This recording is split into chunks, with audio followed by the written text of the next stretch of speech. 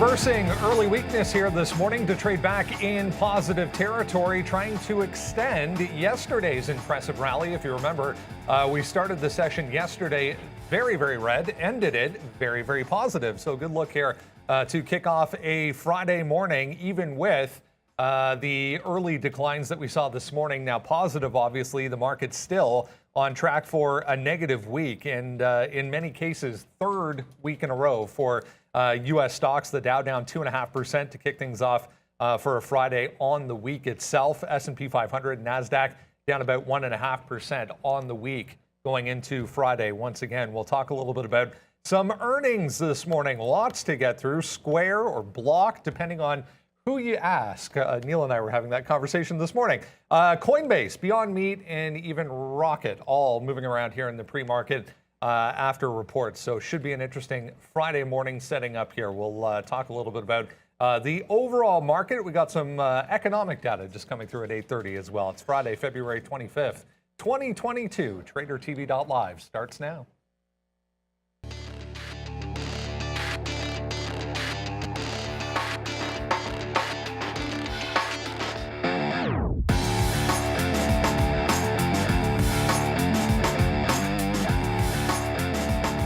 Yeah, we just got some January personal spending, personal income data, and also core PCE data, all relatively unchanged to kick things off. But there we go. Look at how things stand so far this morning. Nicely positive, as I said. 0.5% for the NASDAQ leading the way. The S&P 0.4, the Dow about 0.4 as well, 0.36 right now. Back to the upside. Was down more than 1% when we first sat down this morning. So a nice reversal here once again. Bitcoin and Ethereum back to the upside as well, 2% plus for both. Quiet on energy markets as well. It's been a very volatile week for energy markets with some of these headlines coming through. But as you saw, they're pretty flat to kick off for Friday. Good morning, guys. Interesting look here. As we saw, yesterday, huge reversal into the close. I was wondering if we were going to hold below those close levels right through to the open this morning, but not the case. Here we go. Back to the upside. Yeah, good morning, everybody. And 14,000 broken through, 14.1 in the NASDAQ almost, and then 4,300 on the ES just got broken. So moving to the upside already, and it should be a wild end of the week. Volatility is just off the charts, right? That was a record pullback, or I guess bounce back, that we had in the overall market. Although I didn't get the memo that it was worthy all black day today. So I don't know. I feel like I'm left out. By the way, it's not just Sean, because Lucas always wears all black. Yeah. But Tim's got the all black Brendan? As well. Brendan's got a darker. Got a navy, but Miss V is in the green though. I mean, Miss V could have wore the black again. But isn't the green now? She must have missed the. She must have missed the memo.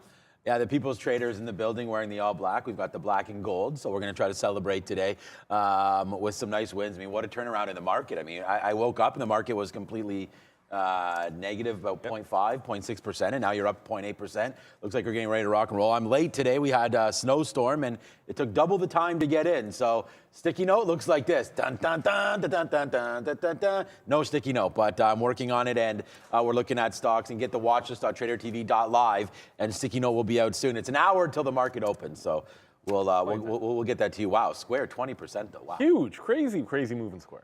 Yeah, lots to go on that note this morning. Sean, we'll let you get to it. There's a number of earnings reports, some on the watch list this morning. We'll talk about a few here coming up as well. Etsy, pretty impressive move for Etsy aftermarket. There's so many. Before we get into it, though, let's bring in Miss V. Good morning. Morning, team. I wish you a profitable trading Friday. Please make sure you like this video, and let's get it started, Brendan. Yeah, let's get it started, guys. Lots to get through, as I mentioned, as we head through to the open. Under an hour to go. Where do we want to start here? Let's go to this one maybe, because pretty unimpressive numbers here for Beyond Meat. The forecast, a bit of a problem for Beyond Meat. Same store sales, a bit of a problem for Beyond Meat. So going forward, not looking good. But I mean, there's Beyond Meat. There's Etsy, as I said, pretty good, good looking chart so far. So lots to talk about. You know what the thing about Beyond Meat is, though? Look, man, it could be worse. You could be Foot Locker this morning. It's definitely, and we'll probably talk about Foot Locker, but I'm guessing online sales a bit of a problem. We talked about that with Nike months ago and Foot Locker getting crushed, but Beyond Meat, not a good quarter at all. But the interesting thing, and I kind of want to point out the daily chart on Beyond Meat, all the way back to that 45 level. I had almost forgotten that pre-pandemic, this had already done a 45 to over 200 move. What's crazy to me is that it did it the same thing post-pandemic, and you still had buyers at the 200 level, but you're all the way actually below that 45. So, Beyond Meat has come all the way back, and when a level like that gets broken, you're in an uncharted territory. So it's going to be a bit of a line in the sand, that 45 for me here today. I still hold true that at some point in the future, whether it's going to be lab-grown or plant-based, man, is just going to be a big part of world diets. But there are a lot of things that have to happen first, right? When it comes to price, when it comes to taste, when it comes to adaptation. And who knows, like, which one's going to win and how long it's going to take. But either way, you're in some uncharted territories for Beyond Meat here. And it does look rather ugly. And one thing to consider with the bounce that we had in yesterday's action, the reason why bear markets have the best pullback days, it's simple math, right? When a stock, let's just use a simple example. If a stock goes from 100 down to 50, like, that's a monster move down, like a 50% move down. 10% up from that is now only 5. That's only 5% down from that 100. So in perspective, it doesn't look as impressive when you pull back the chart, but that same gain, it's like, wow, 5% gain, but just keep in mind how far you pulled out. And so when you look at some of these names, when they bounce, Beyond Meat's not one of them, but like a Square or an Etsy, and then you pull the daily chart up, it's not gonna look as impressive. And that's one thing to keep in mind contextually here, is Etsy is up 16%, just a monster move. You actually count from the bottom, because you include the rally yesterday we had, that 10% that it was going into those earnings, but you're right back to where it was last week, as impressive as those 2 days have been. So a lot of these names are trying to break back out. You're seeing the overall futures break out of that range, but there's a lot of names that have yet to make that breakthrough. So just keep in mind, like, those percentages look fantastic, but where some of these stocks have gotten back to, not all that impressive in context. I'm just writing down here, we got to be patient with the short on Beyond Meat. I mean, I'm just looking at these numbers, like 19.5 sales decline, 19.5% sales decline for Beyond Meat. That's not going to be good, and guiding lower as well with the estimates on sales. So Beyond Meat right now, a little bit of a move yesterday, but you're still at the bottom of the range, like Neil was just talking about. So let's see if we can get, and I'm writing down here that we have to be patient with this, because it may take off. Like, we're up 1% here on the market. Beyond Meat can head higher here, just because, again, there's a short percentage, there's a short float here, about 20% or so on Beyond Meat, and then you're up here to 40. Remember, that was a big short sale, short cover a couple weeks ago. We talked about that as the short interest got pretty huge, but I'm going to have to wait for 45. I mean, I think that you could get popped up here. It's a horrible report. It's down. Look at yesterday's move back up. That had nothing to do with Beyond Meat, obviously. Had everything to do with the market. You saw Cathie Wood's ARK Invest up 7% yesterday. You saw names like TDOC, Beyond Meat, DraftKings. I mean, it goes on UiPath. A lot of these beat down names, Square as well, back up. So, yeah, Beyond Meat yesterday floats higher. Shouldn't have been up there.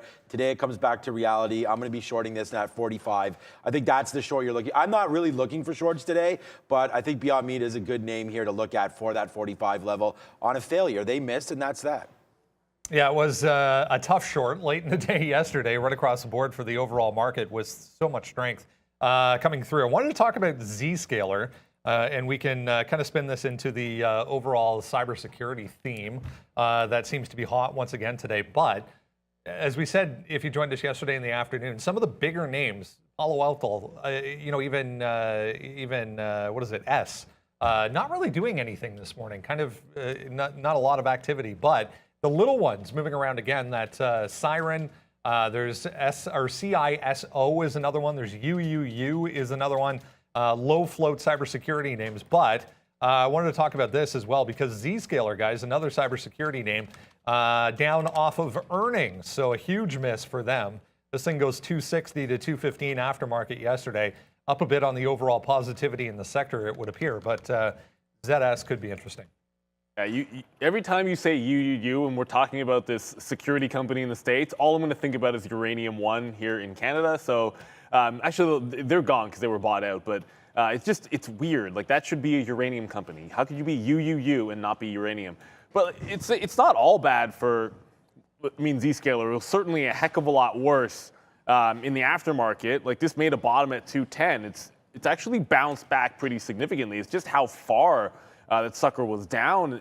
And it's actually, I'm forgetting the name of the symbol it was, but when we had a breakdown of those January lows, you sort of look at these pullbacks. When you gapped through that on earnings, through the January low, like 218, and then managed to hold it back here, it's odd to say when you have a miss and when you're gapping down that far, but that's a bit of a bullish look to then hold above that level.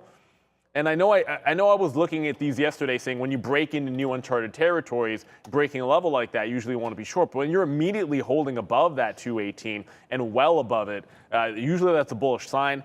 I don't really have a trade for Zscaler specifically, but a close above 218 or holding that 218 at the open would be a pretty good wipeout long notion here. But the volume not going to be there. I'm actually going to be looking at some of those lower float cybersecurity names. I was already in CYRN one time this morning, and I'm also looking at that other UUU as well. And then there's another CISO is going to be on my radar. I actually got stopped out in the worst possible place this morning in CYRN. Actually had a pretty decent short at 6. It broke that shelf at quarters and then managed to flush like 70 or 80 cents. So it's looking like that one's trying to sell off a little bit here. I want to wait till 9:30 right at that open to see if I can't get that open pop play, because that 666 top on CYBN, it's then put in that same high like 3 or 4 times here, and that's what I was trying to short. We'll see if that one ends up working out at 9:30 as well. But if it takes out the high, remember, it is like a 1.8 million share floater, something under 2 million. So tread lightly, always have an out. Like it may look ugly getting stopped out in it, but it looks a heck of a lot uglier when the thing breaks out and goes like $8 or $9. That was that one yesterday that was at 6 or 7, and then when it broke 6, I was like, you got to get out of that. It went down to 4 and change. Okay, so I'm going to look here. And again, doesn't matter, I guess, if I'm late or early. These charts still don't want to work. But AMD yesterday, just an absolute monster to the upside. Look at this thing go. 108 bottom. I mean, we even bottomed out at like 103 yesterday off the open. Like, what kind of a stock is 103 at the open and then closes at 117? I mean, what a monster stock on no news. And then they come out in the aftermarket yesterday and announce an $8 billion dollar share buyback. Not 8 billion shares. That'd be amazing. So that's definitely like a mamma mia opportunity here for AMD. I don't even know why they're falling right now. AMD coming back in. I'm trying to get long this name back near 117. So here's the monster move on the buyback up from 116 up to 118 or so. So I want to play in here, 117-ish, sort of where we were settling in the pre-market. Remember, the market was down, like I said. The market was down about 0.5%, 0.7% earlier on, and we rallied all the way to the top. So if that market was down and it gets down there again, I feel like 117 should hold. So we're going to use these 117 bottoms here. AMD, the sticky note is late today. I'm late coming to the office. And by the way, I've already used 3 pens on this thing. So it's going to go from black to blue on the sticky note. I like 117 long, and that's what I'm looking at right now for AMD, but I do not want to get involved with anything pre-market. Yesterday we were long Microsoft in the pre-market, which was great at 270. It only went to 290. But today I still can't wrap my head around, and I know we're going to have Michael Noss come on soon, but I still can't wrap my head around exactly what happened yesterday. Like, there was that huge invasion. It seems a little more serious than I thought anyways, but I guess it's the West. It's not sending troops. It's not, maybe. Well, there's a couple of things to consider. The sanctions. I can't think about it. There's no sign that there will be sanctions that will actually affect the supply chain and energy. And I think that's kind of that's the thing to lean on, I suppose. And on top of that, people were selling going into it, I guess. Like that's the only point of logic I can put in. But then throw into the fact that it was 900-point turnaround. I mean, I can't. It's one thing to bounce and get back to flat. It's another thing to extend the other 3%. That's it's the second part that makes less sense to me. I get it, like shorts covering and that kind of nonsense and risk back on. Oil started to drop back down. Oil's $92, and yesterday we were looking at 100 on the nose. I wonder what, and I know I don't want to throw Michael under the bus here or put him under too much pressure, but I actually am interested in what his take would be on oil. Maybe we can ask him that, Brendan. I know you have a list of things, but I'd like to ask him what he thinks about oil here, considering the move from 100 back down to 92. So let's throw it back to Brendan. All right, yeah, as mentioned, Michael Nosh, Chartered Market Technician with Trade Ideas, joining us as per usual on a Friday. Great to see you as always, Michael. Impressive to say the least. I think a good way to put the move we saw in the overall market yesterday, crude oil included. I know we'll talk a little bit about some relative strength here, but I mean, 100 plus to start the day yesterday for crude oil. I mean, Brent was up to 105 at one point in the pre-market, and here we are at 92. So very, very volatile, to say the least, for oil markets. Yeah, I was trying to think of the actual terminology, but I think we've all heard the buy the rumor, sell the news. And it almost feels like this is the exact opposite of that. And there is a cute little trader saying for it. I just can't think of it off the top of my head. But I'm looking over here because I opened up the chart of USO when I was listening to you guys this morning. And the one thing that I want to note on that particular chart of USO as a whole is that the open is the exact high of the day. So the selling came in almost immediately.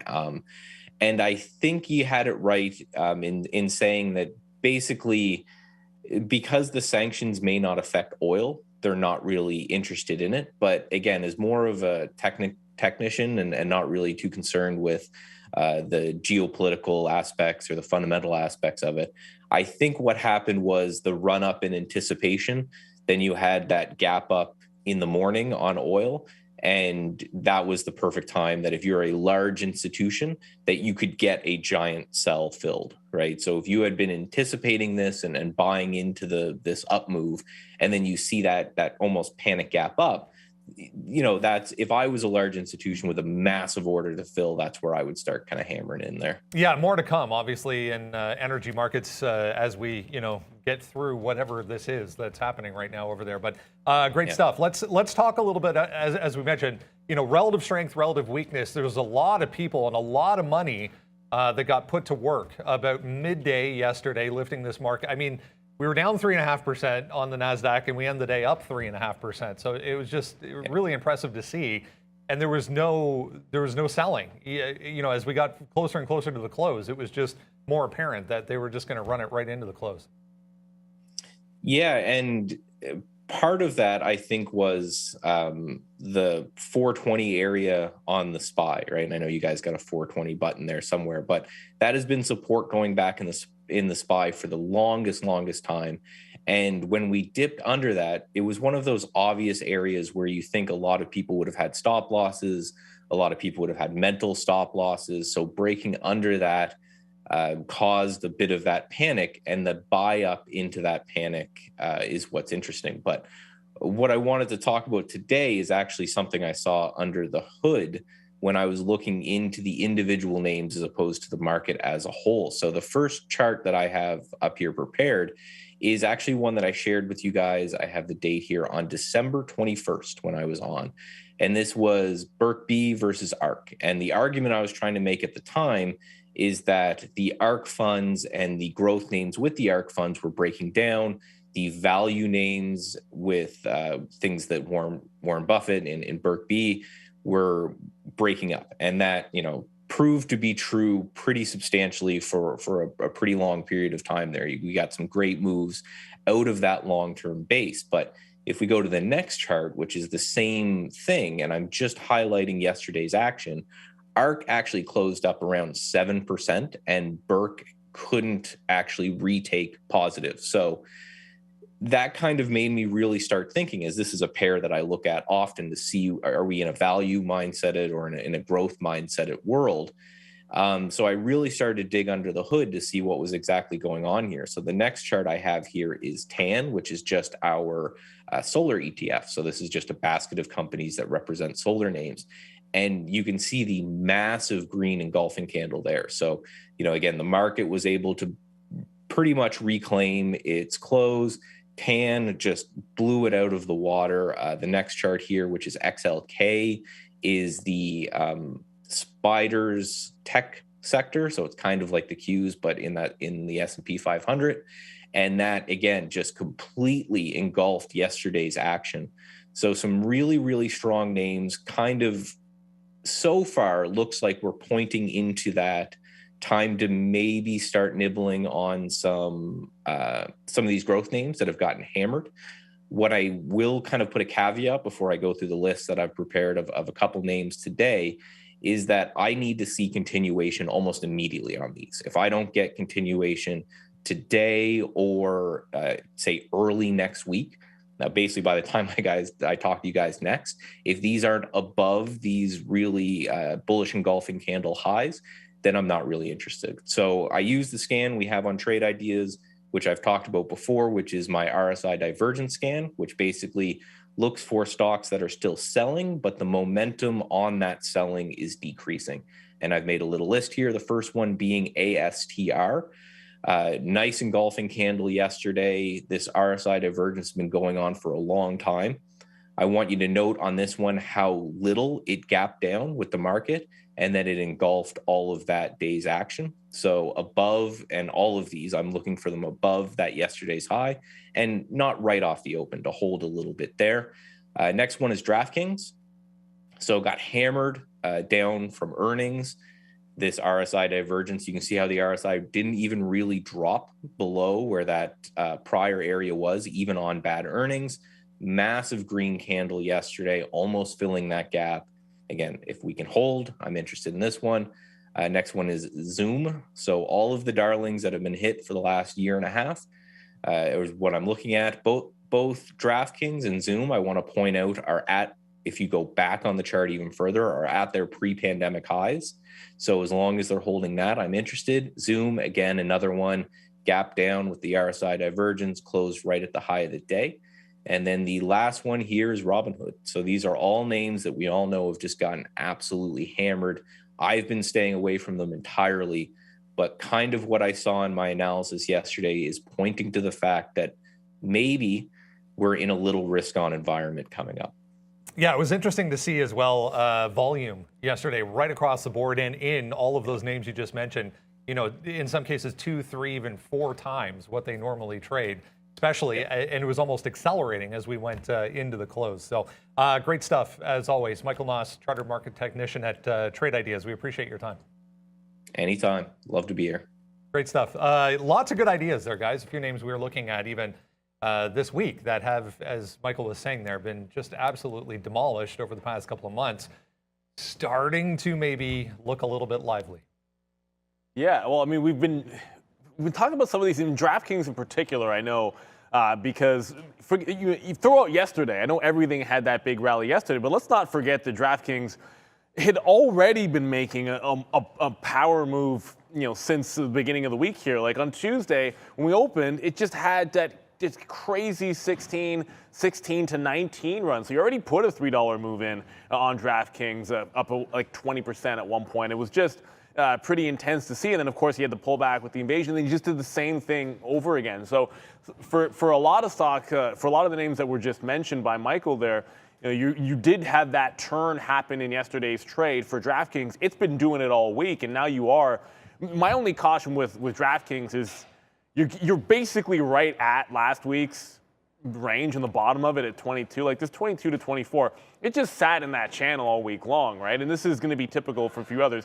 I just feel like it's likely to be a little bit more choppy getting through that price than it was absolutely screaming through the gap that was below that week's action. And someone asked me what I thought about a firm today for short trades, and the best I could say was, yeah, this is another one that it's now above that previous low, like it's just, or previous resistance, like it's made that bottom, wipeout bottom, and it's broken back out above that range. And I mean, that's setting up like this, the gap to be filled is in the other direction. It's 38 to 42. So, you know, if it's at 42, fair enough. You know, that's a level I'd probably look at to start like shorting it up there. But above that 38 price, you know, it's likely got support on it for now. But you just have to be patient with some of these. It doesn't mean that it couldn't just crater today and then turn into a short, but I don't want to be touching something like that, shorting it at the start of a breakout point unless it's failing that break. So, you know, you have to watch out because these things have all come down so far and they don't have to move much relative to where they were last year to completely blow you out short. Like you do not, like getting trapped short at the bottom, it's like 5% moves are nothing for these things that have come down 70 or 80%. Like 5%'s like, I mean, it'll do that in 20 minutes. Yeah, great talking to Michael there. A couple big names. I mean, we saw Kathy Wood. We saw the ARC go crazy yesterday. And has the ARC righted its ship? I don't know. But some big names yesterday. DraftKings was great. Caesars, MGM, some of those names. And again, I still don't really understand the rally in some of those names, but you know, definitely pressure off on the sell side. And then now today we're still up 0.5%, NASDAQ pulling back. So I wonder if some of those rips yesterday and those names like a Palantir, like a DraftKings, and just some of those beat down Zoom, Virgin Galactic, things like that, if that may get faded today, that's kind of what we're looking at. So I'm excited to see what's on this upgrades and downgrade board, because yesterday was a fun one. In Moderna, we didn't trade too much yesterday, but that was wild, and I see it's on the board here today. It's worth mentioning too, guys. I mean, we had that conversation with Danielle Shea late in the day yesterday, just talking about the short ratio in the overall market right now. So, you know, when covering starts to happen and that buying comes into the market, a lot of these probably could benefit from that as well. So, yeah, there it is. Beyond Meat on here. There's Moderna as well. Alibaba to the downside. Wayfair, huge mover this week as well. W, worth a look today, but nothing terribly exciting on the upgrade side. Well, I mean, Alibaba yesterday, I think that should be exciting, and I know it's above that 109, but you looked at that support on the daily chart, it's still pretty much right at that level. It's a bit of a range, and when you zoom in on it here, you are going to see like it's about 108.50, and then a couple of times testing that low was 110, and then recently you were looking at that 108. So you're right in the middle of that pocket. This is what it looked like before we gapped down. There's still a chance that this could roll over. Like that's very different from something like an Affirm, right? Where the equivalent is Affirm would have been breaking out above a level like this and trying to head and fill the next gap. You're actually still trying to chew through on Alibaba. So it wasn't a good quarter for them. I think I'd be hesitant to be long. I mean, after what happened yesterday, that's crazy. At least till it got to 112. Like 112, that makes some sense to me. Like 112 breaks, you have to stop at like maybe a 110, and then you can maybe get up to this 115.5. That's not a bad risk to reward for price area, but it's still a short. Between 8 and 10, I think it hangs out in that range, and it can still be a short. You just got to know where you got to exit that one. 112 it looks like it's going to be a pretty big level. Nothing too interesting on the upgrade downgrade list beyond that, except for Beyond Meat, which we already talked about and we'll get to, and Moderna, which feels like every day it moves and somehow managed to miss it. Yeah, shorting that Alibaba, I mean, that was just like the one bad trade that I wish we'd ever got involved with yesterday. But Moderna was a trade that we should have been involved with. I mean, look at this thing. It was rocket to the upside there yesterday. 128 all the way to 160 today, 154. We're busting up again, 2.5%. So Moderna on the upgrade looks pretty good right here. So that's a name that we'll look at. I think it needs to come down a bit. If you can get this into, I mean, I don't know if we're going to get a 150 print, and I'm still nervous about this market, guys. That's really the main point here for me, is what is the market going to have in store for us today? Because yesterday was just such a wild ride off the open that, man, looking at these levels today, I think Moderna can trade back in, and this is what I was talking about with 150 maybe being your base, but down into here, 152, 153.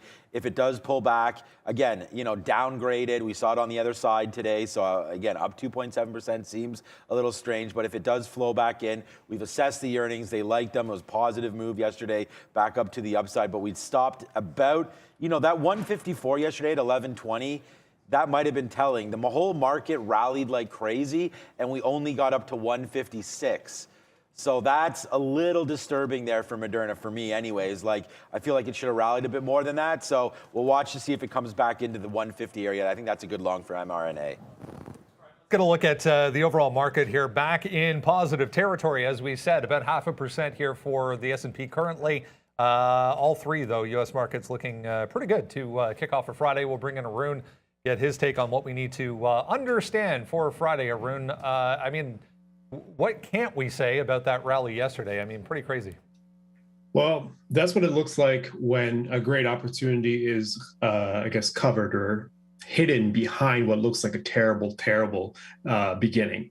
And as in Neil's favorite word, capitulation, that's exactly what we got there, a blowout bottom and then just straight rally off the open. And I think once we crossed that 60, remember I was mentioning 4160 as the marker for the top end. Once we broke that, we consolidated for a little bit and we just took off 120 points from there. So here we are kind of extending that move. It's still long. The trend has not been broken. That trend that was started off the open yesterday has not been broken. It's gone sideways for a little bit in the overnight market, but it has just extended again. 4290 was a secondary level that I had mentioned. Now we respected that late in the session yesterday, right towards the end. We came off of it. So this morning when we took it, there was an option to go long as well. I went ahead and took that trade as well. So 4190 is the entry, or 4290 is the entry. I'm using 4260 as a stop. If we can just extend a little bit more to the upside, you get into tricky situations now. If you extend a little bit more to the upside and you start to get some selling, there is the ability to go short because there should be some resistance from 15. I guess we did kind of fall off of 15 going up to 30. So there's like a little window where if this market were to stall out a little bit, there could be a nice little short against the 4250. That's the next sell point that we could potentially use in the event there is a short that becomes available. But for now, 4260 is going to be a support level. Anything south of 4290, you can look for a long, maybe try to continue that trend. Everything north of 4315 going up to 4330, there should be some form of resistance there. But in the event that there is a setup, 4350 would have to be your stop on that. If we break 4350, next up is 4410 is what I've got. And I think 4410 is going to be the critical one. So if we get above that, there really isn't a whole lot stopping this market from extending even further another 100 points. So for now, we've got two resistance levels up top, one support level down below 4260.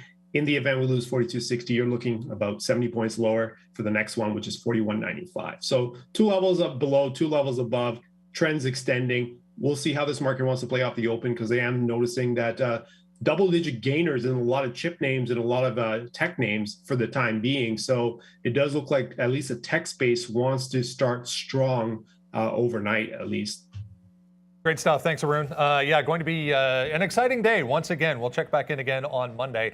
Just keeping my eye on a few of those chip makers right now. Let's get into the rest of what is moving around in the pre-market, guys. If you haven't done so yet, that is the link to the watch list. Make sure you sign up for that. Absolutely free to you. We do all your homework for you and put it in one spot, so it's easy.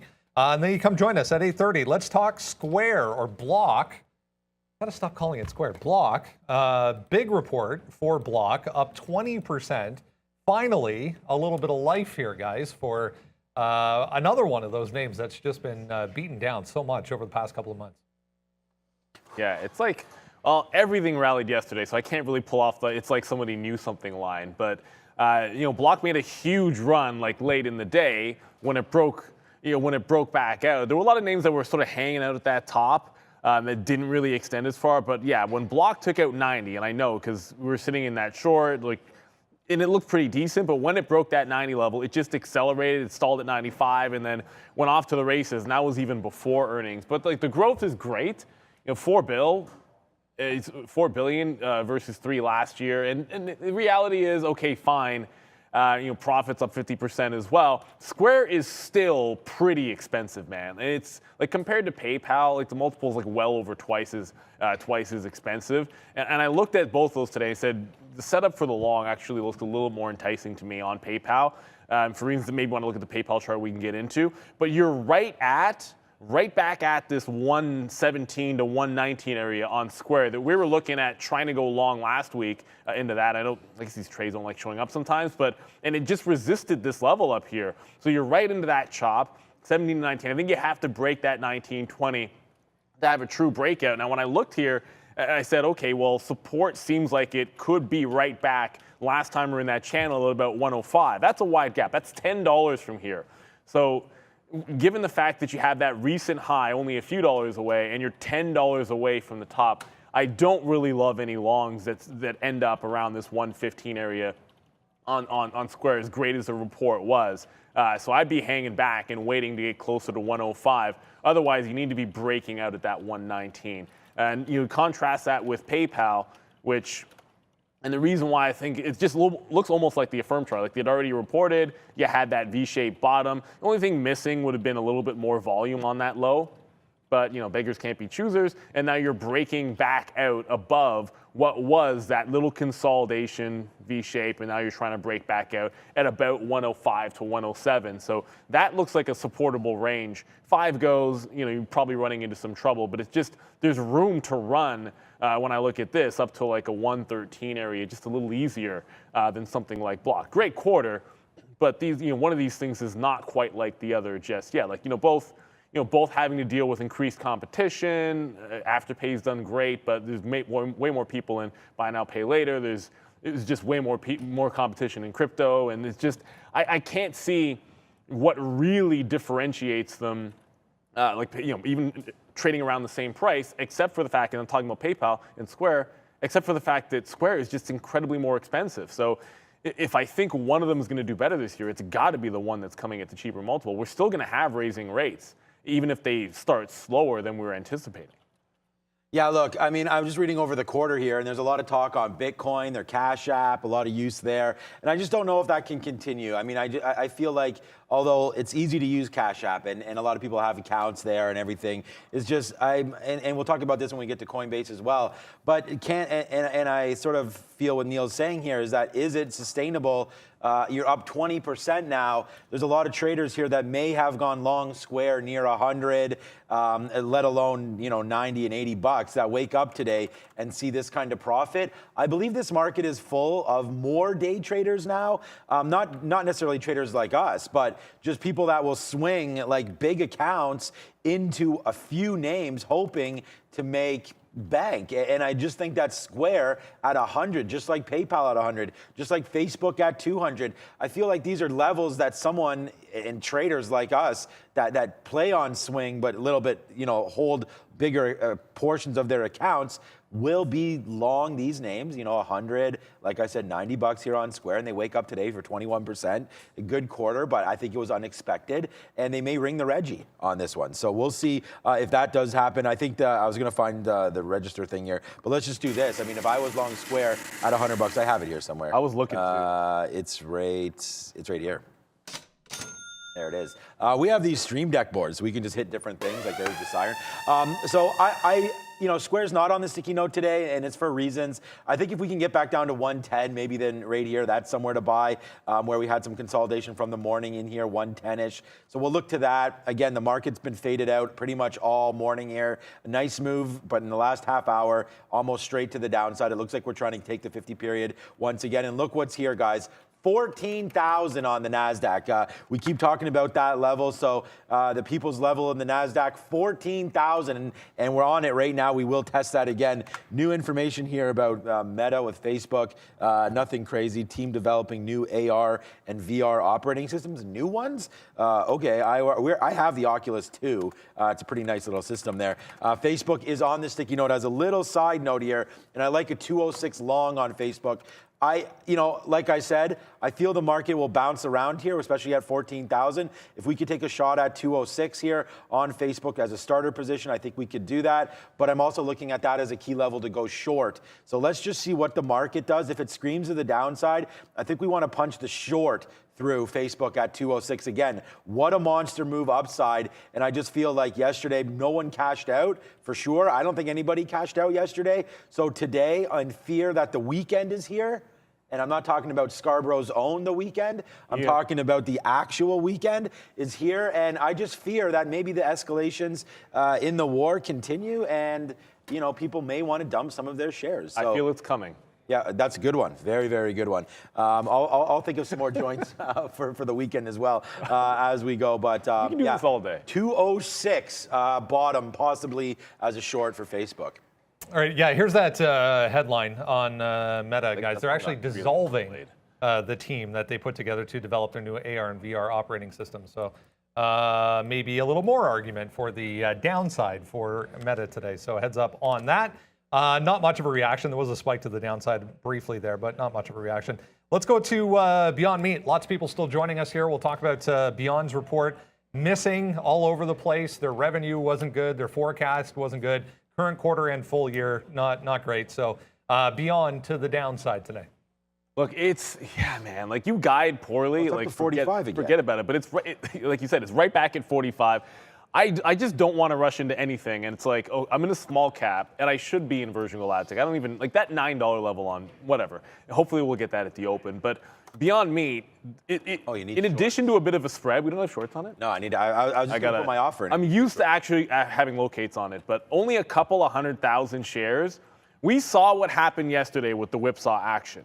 And, you don't want to get caught too far off guard here. But that 45 goes all the way back to IPO days. It's not going to look like anything special when you pull up like your 15 or even your intraday chart. So I kind of feel like it might have a chance to try to break it out just because there's nothing really there right now, fail to go anywhere, and then maybe it reclaims it after settling back down. Had we been sitting at 42 or even lower and you had to run up significantly going into that at the open, yeah, I might be trying to stand in front of that. I do want the short at the open, but I really want to have that when I see volume start to come in here. Only 180,000 shares, and the spread 10 cents is not a ton, but I've certainly seen it open up. I am going to go ahead and pay for the locates. It's, I lost on Lemonade yesterday on a bad report. But at the end of the day, like in a day where the market is absolutely screaming to the upside or looking relatively strong, I'm just going to go back to the whole notion of if you're going to try to short something, make sure it's something that has a good reason to be weak and is at a key level. And Beyond Meat at least has both those. Yeah, I'm going to find out how expensive this is. It's going to be pretty much free. We wrote down on our sticky note 45, but I am, it's free basically. It's less than a cent a share. Come on, just give it to us for free, brokers. Okay, but there it is. We'll pay for those. Okay, so $45 there. Looks like it's coming a little faster than we had thought, especially with the market coming to the downside right now. So maybe possible change here, what we think. I am going to offer those still 45, see if we get that short. But now we sort of got to look at these tops right here from yesterday, not the ultimate top at the top. We talked about that. They just caught the wave to the upside there. So, what about 46, 47? They could catch it again. But, there's reasons today why it shouldn't, follow the market if the market does go back to the upside. And I'm not sure. It made sense to me when, like I said, it made sense when I woke up and it was down 0.5%, the NASDAQ. It didn't make sense when it was up almost 1% about half an hour ago. But Beyond Meat, let's use 47 then. This little area is my area of concern. If we take out 47.50, that's where we'll let the shorts go and then probably flip long because then, the market is in control and the earnings don't mean anything at that point. So we'll try a short at 45. We'll try it again here at 46.50 or so into 47, and then we'll watch out for 47.50. Beyond Meat, sales down 19%, not good. You can't miss, and then guide lower as well in this environment. That's not gonna fly. Beyond Meat was what, $200 not too long ago, I guess. Several times. Yeah, up to 200, 200 again, 200 again, and then basically since June, since the summer. There's almost no green days in here. I mean, you're going to find a few little pop-ups here, but wow, what a horrible move for Beyond Meat down. Like it was 160 back in June, guys. It's February now. We're at 40. So yeah, Beyond Meat getting clapped to say the least. So let's short that where we said 46, 47, but let's start it at 45. All right, Coinbase next. Another one that was a bit of a choppy reaction if you saw what happened to aftermarket yesterday on the actual report. They tested it all the way up to 200 and then, ends down around 165. So we are higher, obviously. But yeah, we got all the way up here and then all the way down here. So back and forth. But basically back to this high in the pre-market or the late in the day yesterday here in the pre-market above 180, guys. But I mean, as far as the report is concerned, like, lower transactions expected, lower revenue expected, but some bright spots, I guess. Well, look, the guide wasn't good, so it was a pretty mixed report, but it did feel more bad than good. At least that was my interpretation of it. But the other thing to consider here is let's not forget the rally or the bounce back that we had in Bitcoin, and we actually like that late afternoon push was right to 40,000, which we're retesting today. So with that in mind, like you have to ask yourself. Even if you like this shelf, like aftermarket, some rejection at 186 had some rejection as well. This pre-market, 185, 186 has been rejected. Okay, so that kind of sets you up for maybe you'd want to go short there. But if we take out 40,000 and you're right at that level, do we really think Coinbase is not going to break? Yeah, it's probably going to do that. If you're going to be trading it off of that level, I think you're just staring at Bitcoin, and then why not just why not just trade that? Would be the first thing. If you have to look at the equities, though, you've got to be watching both simultaneously. You can't be sitting in a short up at that, what looks like a decent resistance level and not a huge report, and sit idly by if 40,000 were to go, because you might be like $5-10 out of the money very quickly. I don't have good support levels on it. It was so volatile. And really, its previous support's down to like in the mid 170s, and I wouldn't be a buyer, at least today in the day trade, unless we get there. I'd much rather see it breaks 185, 186, and then see how it responds up there. Now, if it manages to hold a bid and we're breaking out of Bitcoin, then I'm okay with the long. But I didn't like the report overall. And I think if we're going to rally today, I just kind of feel like there's going to be a few better names out there than Coinbase. And look, I own shares of Coinbase, so it's not like I'm not trying to bag on them here. I'd love for it to go up. I just feel like there are stronger things if we're going to have a green day to want to dig into. Ooh la la! I just got the lesson plan for curling on Sunday. Oh, lesson plan. Yeah, oh yeah. Yeah, there's lessons, bro. There's lessons, man.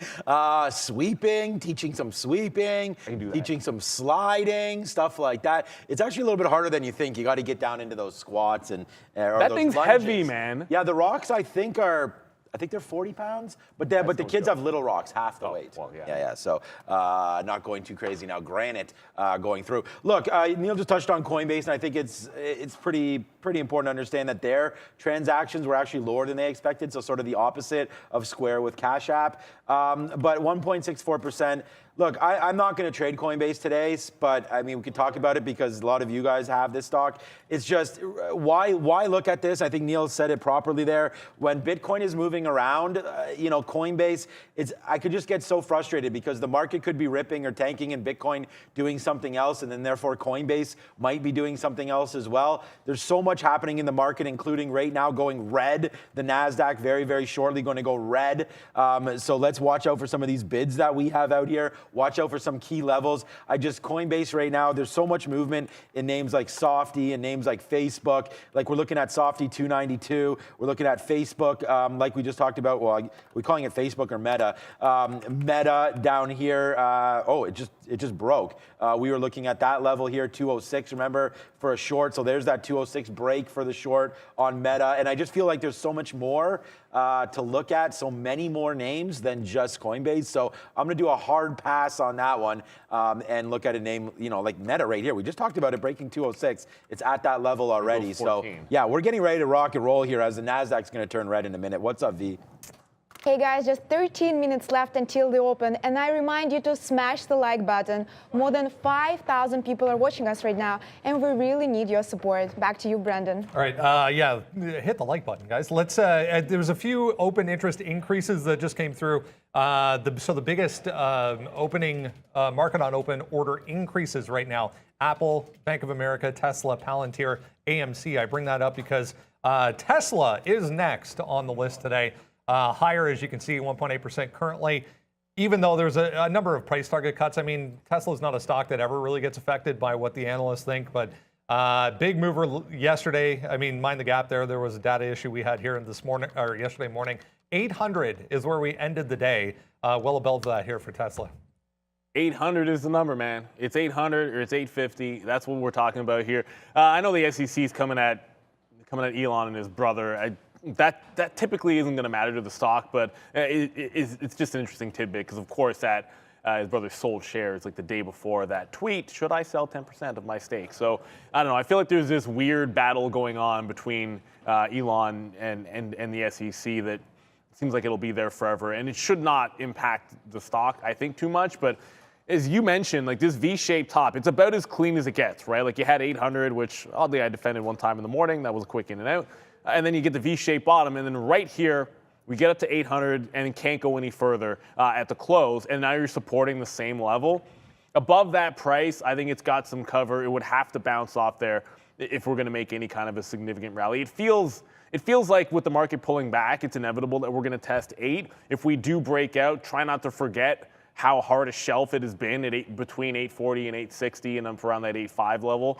And then remember, overall, someone asked, why always try to catch falling swords or this or that? But, just try to remember the trend overall is still to the downside on something like a Tesla. Like what would you call it a trend reversal? I think like the first sign of a better trend reversal a lot of times is a wick bottom, but then I want to see you take out a support level. Like you're not taking out a major average, you're not going through 800, 900. That first big resistance level at 850 hasn't been reclaimed yet. So there's a lot of reasons why, and you can do this with a million names. Like it's just there's so many stocks out there. Making that V-shaped bottom isn't necessarily a trend reversal. It has not broken any major resistance yet. So that's why I sort of lean into the stay with the overall thesis that the market and some of these names is trying to pull back. But 800 is your level to defend. I like AMD a heck of a lot better. I like PayPal better. But Tesla 800 is a very, very similar setup to those because it's trying to break out.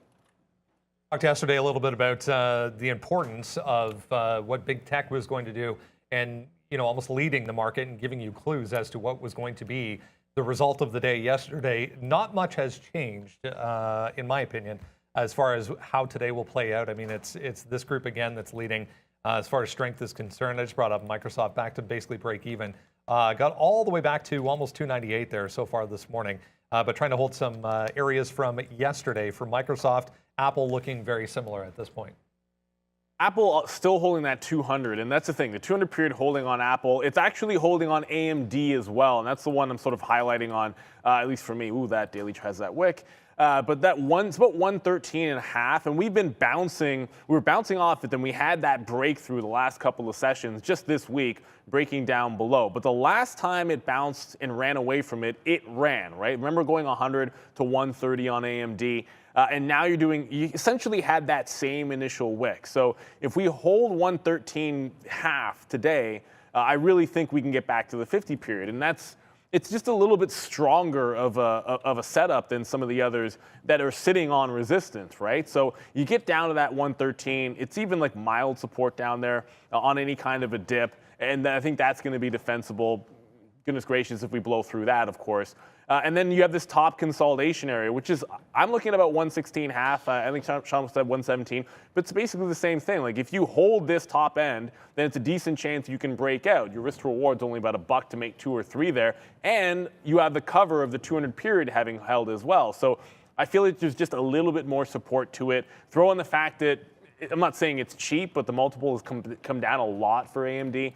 So there's at least a few people looking to start, if they haven't already, buying in a name like that. But you also watch out for Apple too, because not many stocks, like I said, are holding over that 200, and AMD is one of them. Apple, another example as well. Yeah, I wanted to look. Yeah, so AMD's 117. I'm looking at that. I already have the bid in. Maybe we get it in the next couple minutes. Who knows? As the market bounces off of 14,000. Again, Palantir is another name I'm looking at here, and. Look, this one probably gets faded back in. I'm waiting for this 1160 right here. Yesterday, some of the bottoms in the post-market, and then we bounced off there a little bit in the pre-market today, 1160. So if Palantir can come back in today, that's what we're looking at. But I was just talking with some of the traders on the floor, and it's like I don't have a feel for today like we did yesterday. We had some great longs off the open, and even on the sticky note yesterday, we said, look, watch out for the longs. Like it was just like, this is a great buy zone. There was a definite demand out there, I felt like. There was a lot of money on the sidelines waiting to come in. Yesterday, they did that, and I'm just not sure it continues today. So if Palantir can come down to 1160, we'll test it, but then we're going to get out at 1150 and then reassess if it comes down to 11. So, I mean, just like we were down 3% yesterday, we could in the pre-market, we could easily retest, some of those levels again today. Not the ultimate bottom levels, but, we could give back 2-3% today, which to me wouldn't be surprising. So if we're long and when we're long, we don't need to be long for long. So let's wait to see if the market does react, and then we'll go from there. But with only 7 minutes. Oh, did we look at the imbalances yet? Let's do that real quick here before we throw back to Brendan at the big screen there. All right. Gold, again, nothing really, like very surprising. Absolutely not. This is what the problem is, man. Like I'm very, very, not discombobulated, but I don't understand what's going to happen today. AMC with a nice bid up to 18. That's nice. Square there as well on the bid. And then as you go, Foot Locker with the sell. I mean, we have some ideas. On the sticky note, we have Foot Locker short, Beyond Meat short, Palantir, AMD. They're all on here. So find it, Beyond Meat. Find it on the sticky note at Trader TV, Sean. But let's go over to the big screen now and see what Brendan's talking about. Crazy cybersecurity stocks from yesterday. If you remember, there was a whole bunch of them that popped up. This was the main one, CYRN. There's the IronNet. There's that CISO today. There's UUU, all of them in this group. This one, the most important thing to note, 2.5 million free float on this. So if you're going to trade it on the short side, have a very tight leash. Tried it once after it broke to the downside there, but popped right back up. So I just marked off 6 and then 675, which was a bit of a pivot, and then the very high from yesterday. If it does get above 6, probably breaks the high and gives you maybe a nice long opportunity. It's not terribly hard to borrow, so the short trade might be crowded today, just worth noting as well. So if it holds 6, watch for a break of the high, guys, on CYRN. Yeah, I'm sort of with you on that one because I tried once on it as well. I've got this IMPP. That's from yesterday's action. It reversed at 2. It's got support at $1. It's right in the middle of the range. But Etsy, big report for them. They're up 17%. We sort of talked about this earlier on. Look, I can't really say anything negative about the report. It's still a little bit pricey. But when I looked at that 15-minute and saw 149 just sitting here, and you get that monster gap and run up, and then you're sitting right there with a tight consolidation at 149, and just tried to break out when the market was going and then pulled right back into the same range. If 149 goes, I'm jumping into the short at the open on this trade just because of how huge the gap fill is. It's like a $20 gap in Etsy. If you can even capture a quarter of that, the risk reward is just too juicy to be true, and I don't have to be in it at like 9 o'clock, right? Like if that had broken and I had to get in at 8:30, I don't know if I would have loved it, but I got to stop in right now on Etsy because I think it's more actionable. And then Virgin Galactic, I said it a couple times, and we traded this. If you're watching the afternoon show, I did the NF thing. If you're watching the afternoon show, $9 was a heck of a lot of resistance on Virgin Galactic. It tried to break when the market was making a leg higher, ended up failing through that price. So I'm shorting in front of 9. Maybe give it a few extra cents this time on Virgin Galactic. All right. Yeah, I'm still looking at Palantir here, trying to figure out what some levels are going to be. But again, I'm pretty confident in this 11. So let's wait to see if it comes back down into there as the market is just bouncing off this 50-period moving average rate. Now, Nike, now I was going to look at Nike because of Foot Locker. I mean, that could be something here, but Nike's up today, so that was like a name that I was going to say, hey, if Foot Locker's having some issues, maybe Nike is as well, but that doesn't seem to be true. Let's just check back on our Foot Locker right now. We were looking to say that maybe there could be some support down here. This is the daily chart. It has to go all the way back. There is some support at 27.50. If you go, here it is right here. So if you go back, it's 27.50 back down here. So there could find some support down there. That's back to August of 2020. That's a hell of a long time ago. So I don't know about that. But right here, this is the 20-minute straight to the downside. So if we're going to look at a 1-minute chart, it's just kept on falling. I mean, we wrote down that we'd like to take this up here near 35. And of course, when we wrote this, yeah, it was 8:30 when we started the show. So it's just tank city from there. So I don't know, man. Foot Locker just has no love today. We wanted the short at 35. We wrote it down. We should have took it when it was there. But again, late on the sticky note today. Normally we would be short. It wouldn't be a lot of shares. The 50 period and the 200 period are right there. Look at this thing just crush itself to the downside. So we'll have to leave Foot Locker alone. It's too far. It's too far right now, too fast. So, that name, maybe 27.50 comes faster than we think there on, what am I doing? On Foot Locker. Facebook back to 206. That should be an interesting level. I don't want to do anything about it right now. We've already been down to 205 and change. Maybe Facebook's along, but we really got to watch these futures, man. Let's just see what happens. Facebook short. Here goes the futures right now. Oh, God, we're into something. We're into two things now. Jeez. Okay, when did this happen? We just got into Beyond Meat short, 44.90. And then there it is. I was just going to say we got to watch out for our AMD. Oh, my goodness. I didn't even get this. Yeah, see Etsy falling down now. Oh, my. AMD, we are now long 117.20. These trades came in a little too fast. This is not typical of a trade that we'd like to make. But at the same time, if this can get up to 118, we'll take out half quickly here. As you see, the market's trying to recover, but the fade may be in here. Watch out for 115.50 is going to be my breaking spot here for AMD, 115.50, and we'll get out of this one. Beyond Meat short, though, we got to like that one, especially if the market does come back in. Yeah, I'm trying to hold out to the open on Beyond Meat, but I did try to get Etsy when that plunged. It just broke that 49, went all the way down to 146.5. I might try to catch it on the way back up if I even get a shot at it. So the market's starting to fall a little bit here. There were some short ideas that we liked. I was actually looking at AMD at 116.5 and going to have to revisit that. I was trying to show you guys Virgin Galactic, but I'm going to be out Yeah, it still doesn't want to load up. I want to be out in front of that $9 range. So I'm sitting at about 885. Might have to get a little bit more aggressive with that, but that's another one that we are going to be watching. Etsy for sure is one I want to try to catch here. I just feel like the gap is so gigantic. It's worth trying to fill it back in. Beyond Meat, it feels to me like it might still test 45 at that open, guys. All right. 45. I hope so. Yeah. Well, no, we're already short 45. I'm hoping 44 off the open. That view upside 44. Let's put a bid at 44 now on Beyond Meat with only now 20 seconds to go. Ms. V, it looks like, is going to be on the bell, and wear her green. Hopefully that green can hold up today, Ms. V. With only 10 seconds left, let's get ready to rock and roll. Short Beyond Meat, long AMD, looking for Palantir, looking for Facebook. Let's go. 4, 3, 2, and 1. That freeze. I don't know what just happened. That's frozen, but we are now open. That was weird. And we already got Palantir long as the market. Yeah, that was a weird one. As the market's still not really open yet, but we are long Palantir. So let's see where we go from here. There goes Beyond Meat, an epic move to the downside. We already took $1 short on Beyond Meat, and it's Sticky Note Nation is in the building here as Palantir to the upside. Nice move here. Long at 1160 on Palantir. Let's go. Upside now. Let's go, guys. AMD rocking, Beyond Meat rocking, Palantir rocking. Oops, Brittany, we did it again. So, I mean, one of my charts just crashed, but I got my 15 up so you can see Etsy. I did get that 149 just there at the open. 144 it's already at, so quick $4 move there. And that's a quarter of the gap to be filled in Etsy. Now down at 143. I mean, I'm shooting for 10 on this one. I think that's pretty doable. Bang! As they don't work, the graphics. But there goes Palantir all the way to the upside. Nice move here. We're just going to try to clap some of this out as we go. Check out Beyond Meat. Cha-ching, cha-ching, cha-ching. We hit the register right now on Beyond Meat. How about $1.50 to open the day here on that short for BYND? As Palantir, what's up, Henry? What's up, all my Palantir heads there?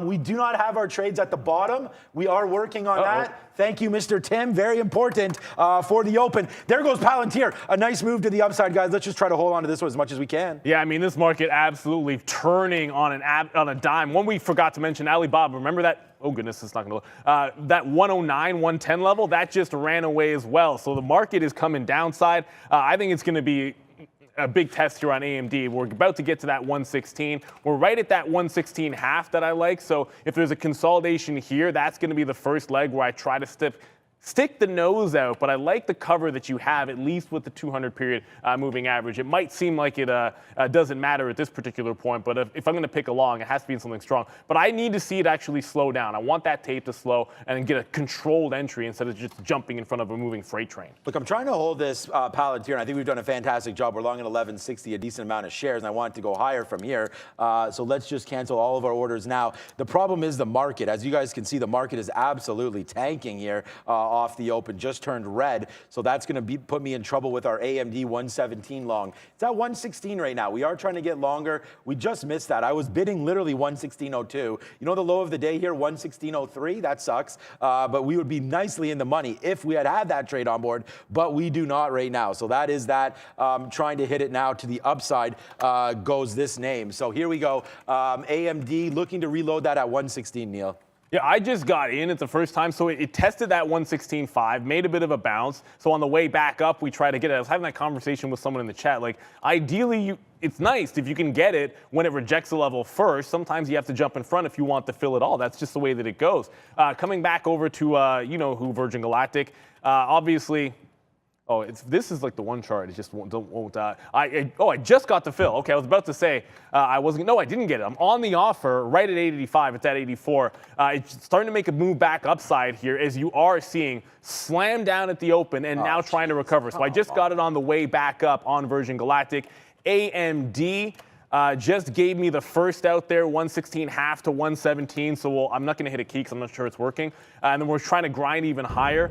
Oh, they are working. There you go. We'll hit the bang. We can hit that one as well. But if we get back to 118 to 118.50, I'm definitely going to ring the register on the rest of this trade. I mean, the trend does feel like it's still down, and below that 1400, I want to make sure we're taking it. Going back over to Etsy, there might have been a chance at a quick reload. on that trade, but as fast as it went back up there and tried to reclaim 149, it just slammed back down. It just hit a 141 bottom. So I kind of feel at this point, you might take out that 140, and if it takes out 140, I want to see if I can give it even more room. Why? Because that gap is monstrous on Etsy. 140 goes, it could get real ugly real fast, and if you got the short, you might as well hold on to about $1.40 in the money on AMD. I'm shooting for about a couple here. It's a monster. And out. Yeah, AMD, I cannot believe that we missed that by 1 cent. We missed our 116.03 long. We were waiting at 116.02. Like, that was ridiculous, but whatevs. We'll move on from that one as now we're ripping to the north side on AMD. Palantir came right back, man. Like, that's why. We're out of 2/3 of this trade, and like, I don't know, that's why you got to scalp AMD. Beyond Meat still $2 in the money, though, so we're pretty happy with that one. What's up, Brendo? Banks leading so far, guys. Lots of strength coming through from the financial sector. If you remember, early yesterday, they were leading to the downside, but here we go. Here's JPM back through pre-market highs on decent volume, so up 1.6 for JP Morgan. I got to check back in on those banks because there was that counter trend move, which was fantastic. An opportunity, I think, for buying some of them if you're into it. AMD, look, I got the structured trade. If it continues to run from here, then I'm happy about it, but we'll do the Superman action for it as it goes right back into 118. So I like that 116.50. It still needs to break out. The reason I'm taking profit, this is what it looks like. It still needs to break out that 119 area, and then even then, you got 121 up top. That's some concern. While all this was going on, IMPP, man, I missed a chance at a reload on this as it kind of made that test at the open for a bit of a curl at 155, didn't stop me out, and then is retesting the lows, but could not break. So have to watch out for that 155. I don't want that breaking. All right, so no idea what the heck's going on with Palantir as it just fell right through the ceiling here, or through the floor, went to the ceiling, then now to the floor, and we'll reload it. So I don't know. I mean, we're right here at 11.15. Now that we've taken profit, let's see what 11.30 brings, because this move to the downside I was not expecting. I don't know what's going on right here. The market has rebounded, so I just feel like people just got super excited with Palantir off the open and thus created that move back up to the upside. So we'll see where it goes. Good cash out there. We'll go boom and go, oh my God, because we almost got the perfect out so far. Like, look at that, 118.30 on AMD we took out. We're long at 117.20, and that's straight off the sticky note. The sticky note was late today, but hey, if you're going to be late, be well dressed, and you only need one trade, and there it is, off the sticky note. Congratulations, anybody that had that one on AMD. Too bad we missed the reload by literally not the reload, more shares. Oh, it looks like 2 pennies we missed it by. No idea why we're at 02. That's not normally what I do. But here we go, Palantir on the reload. Let's see where we go. Yeah, and this is one of those things. I mean, we're already out of the one long I had, and then the short started to come in. Sometimes you're just really lucky, because I should have had Virgin Galactic up here in front of 9 when it rolled over at 9 o'clock. That's a stock that I shouldn't have been afraid to get into in the pre-market after what happened last night. I just took first profit target at 15 cents there, and we'll work it every 15 to 20 down to 8.50. From there, if 8.50 goes, yeah, I think Virgin Galactic has room. This is what it looks like on the 15-minute. Like, you can get back down to that key $8 level if we have a flush in this overall market. So I'll be all over that. I also like the long in PayPal.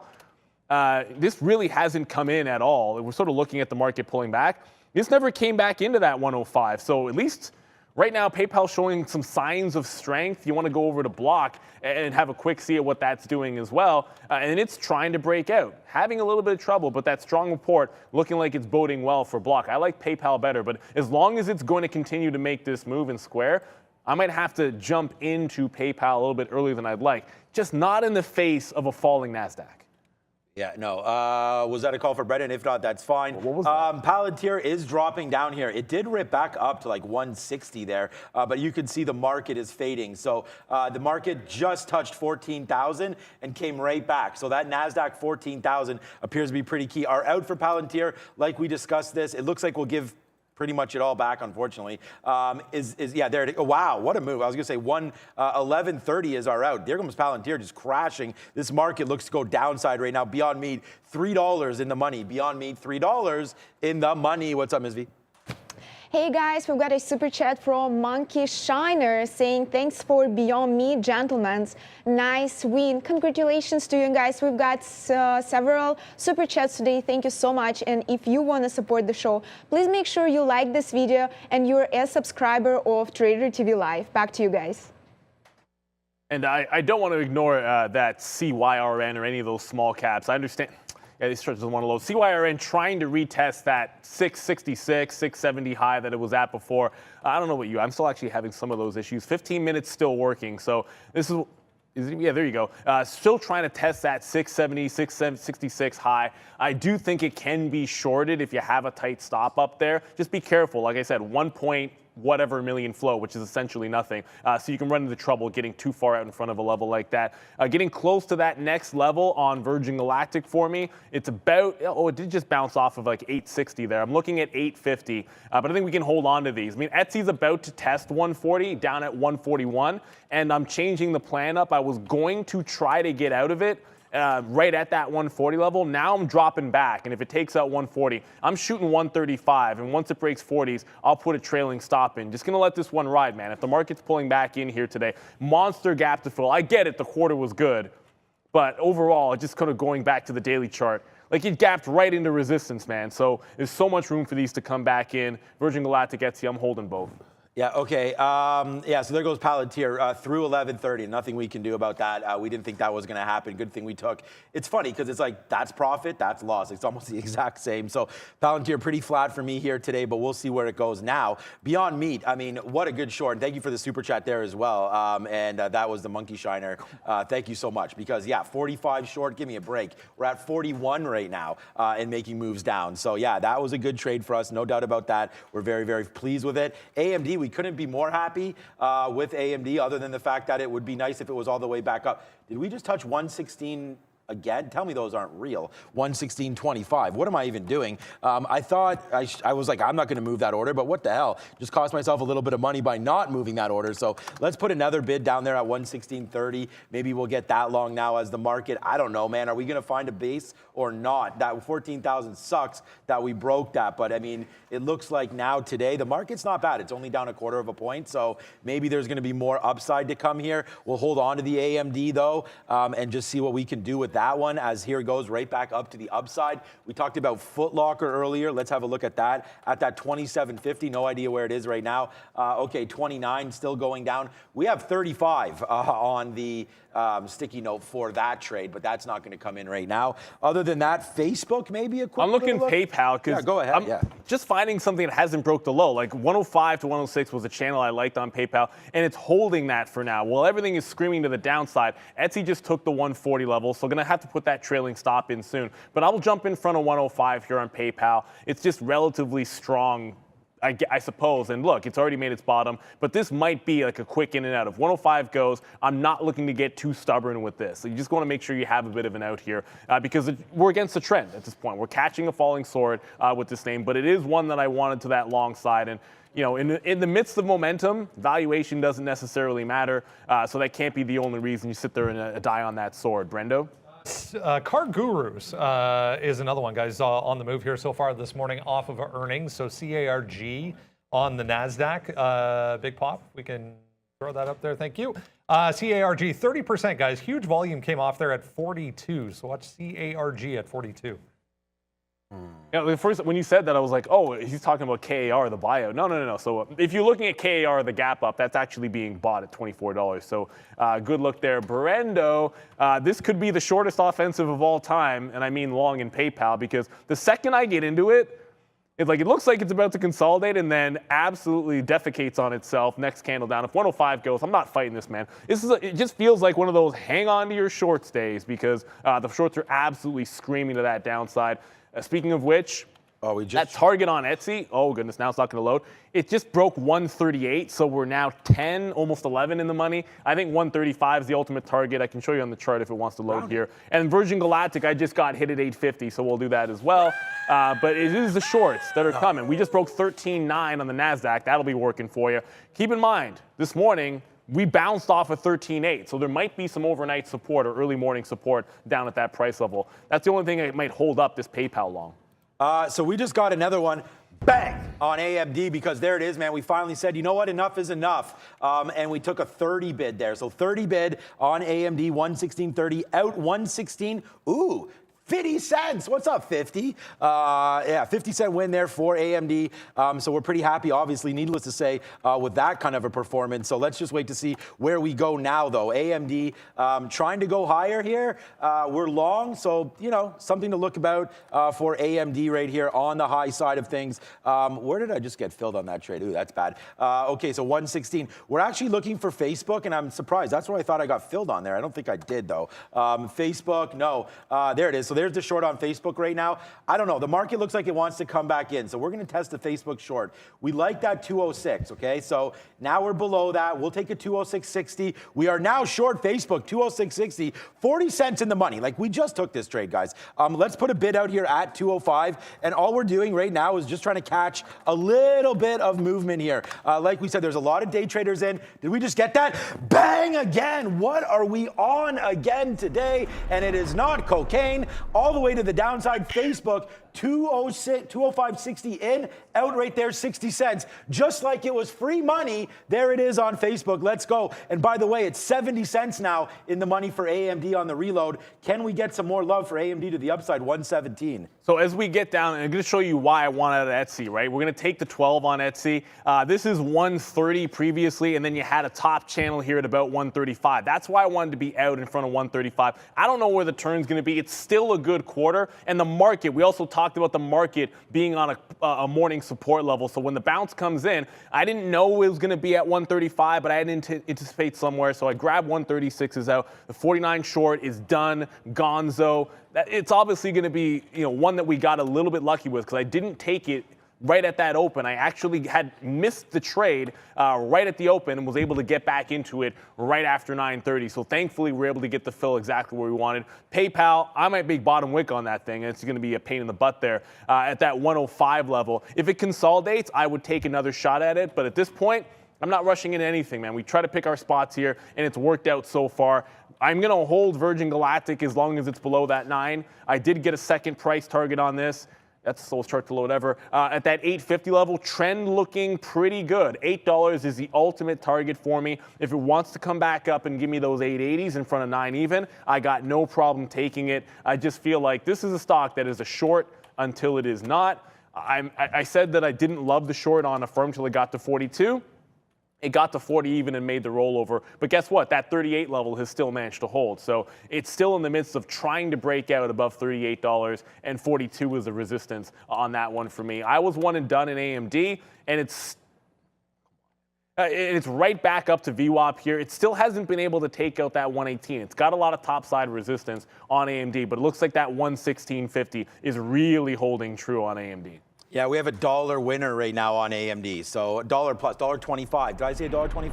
How about $1.40 right now win on AMD straight up to the upside? Let's just cancel all of our offers because this is screaming right now. We took that hit on Facebook. Well, we took a 60-cent win on Facebook, but right now we are holding this against ourselves as it's starting to take out these levels. So that's a good one right there. What did we just touch out there? 206.30. That's going to be the out right there on that. So we'll give back a little bit of what we made here. And like I said, today is just one of those days. We will take, without a doubt, a 60-cent hit on Facebook while holding $1.70 in the money on AMD. So that's a good look for us so far. Let's look at Beyond Meat, though. A nice bounce off 41. There it is. We're out of Facebook, which is completely fine. As we just mentioned there, AMD rocking to the high side. Now $2 in the money on that one. We love that one. But Beyond Meat maybe just touched out here. I don't know. 41, we had a 41.20 bottom. We still are short here at 45. Does AMD have enough does Beyond Meat have enough in it today to turn itself around? I don't know. I mean, looking at a daily chart, it's pretty bad here. I can't really find any reason to get out of this, so let's just hold it, man. So far, look what we're holding right now, guys. This is what we're holding. This is it, right? We have AMD $1.50 in the money. Beyond Meat, $3 in the money. One short, one long. I think we'll just rest on these until we find something else. But Facebook, out of Facebook. Good move to get out of that one as it's ripping to the high side. Yeah, and just going back to Coinbase, I know we talked about this one, sort of let it settle down. There was another test at 40,000 by Bitcoin, but I mean, Coinbase just decided to flush anyway, so it is clearly relatively weak. There's no question about that, and it's trying to roll over here at VWAP at 177. It gets anywhere close to 180. I think it's definitely going to be a fade. In small cap world, that IMPP, we just took our out, so this will be the losing trade for me here to the short side. It took that 155 out. I would not hunt back at that until it tests 2 even. That's a monstrous level. And if you're looking at those Russian cybersecurity companies, one of which is IronNet. There's IronNet, there's CYRN, doesn't really matter. IronNet making a test at that $6 range, and that was a pretty big level yesterday. It got to 6 and then made a hard right turn. It's testing 6 even right now as we speak, so alert to that level. That's definitely a big one here in IronNet. IronNet, okay. Yeah, we're just looking at Palantir here because we missed that 11 bottom. Like, wow. I mean, that was a pretty easy bottom there, 11. We always like to play off those even dollars, so definitely missed. And if it comes back in, we have 1090 there as some support. But you could see starting to take off to the upside. Yeah, this Beyond Meat, like we're in the money $3, but it is starting to go back to the upside here. So that's not something that I'm excited about. 43 though, we'll give it back to 43. Honestly, I just don't believe in this name. We're gonna have to give it back here to 43 bucks. So let's just let Beyond Meat sort of sizzle out here. No pun intended, I guess, sort of. And we'll see. Actually, we had some burgers last night, and the wife took down some Beyond Meats. I prefer the real stuff. So. Oh, you actually get them, eh? Nice. Yeah. Oh, yeah. She gets them all the time. Oh wow, look at Clover today. Clover nicely done to the upside again. Another day for Clover, up to 255. We were short this. Oh, it broke 250. Wow. Yeah, big time move up for Clover. Look what is going on in the market right now. We're just off. It's back to 14. Check out AMD, guys. If you are on, we talked about this. Long, check out. We'll go to Brendan in a second. Check out the sticky note here, guys. If it's like I said, a little late today. AMD long 117 right now. It's at 119. You could have reloaded that 117 numerous times. A good trade right there on AMD as it's ripping to the high side here. Brendo, what's up, my man? Lantheus Holdings, which is a medical equipment maker, up huge again today. 2 days in a row. They reported yesterday in the pre-market, had a big move. But here we go, another 12.6% here for LNTH. Yeah, so I just got a reload in Virgin Galactic. Market moving up. That just gives me a chance to short that name again. Like, I feel the same way as I do every single time in this. If I'm still holding it at the end of the day, then that's the ultimate plan. I did make the bottom wick on PayPal, but I'm now looking to see if we can get back in the same target area. You're now back above VWAP. You're still trying to break out. That 14,000 is at least being tested once again. So I'm going to jump in front of this 106, see if we can't grab that. IronNet, which I just told you was having trouble at 6, just made that wick off top. Right above 6. It got to about 617 or so, but when we see that setup, first consolidation is pretty much always going to be a short entry for me on IronNet. So I'm trying to get it at about $6 here, just sort of sitting on the offer. Come on, give me a break. I don't want to chase it too far. There we go. I just got 99, so whatever. Give it to the high of the day. VWAP's better than 1-to-1 here. If it breaks out, there is no holding past the top. This is always a chance that one of these low floaters can halt on you. So got to have an aggressive order. If it takes out the top, fair enough. You can also be watching that CYRN, usually moving in lockstep. So either one of those, both small caps, both a little bit dangerous to trade, but I got my setup. Okay, new position here. Foot Locker, what the hell? Foot Locker down 33%. It goes right down to that 2750 area that we like. So we punched along. Like, thank you to whoever that was on the chat. That was like, AMD, the people's trader. Yeah, tease trade. There we go. We'll lift it up again for all of you guys right there. AMD now $3.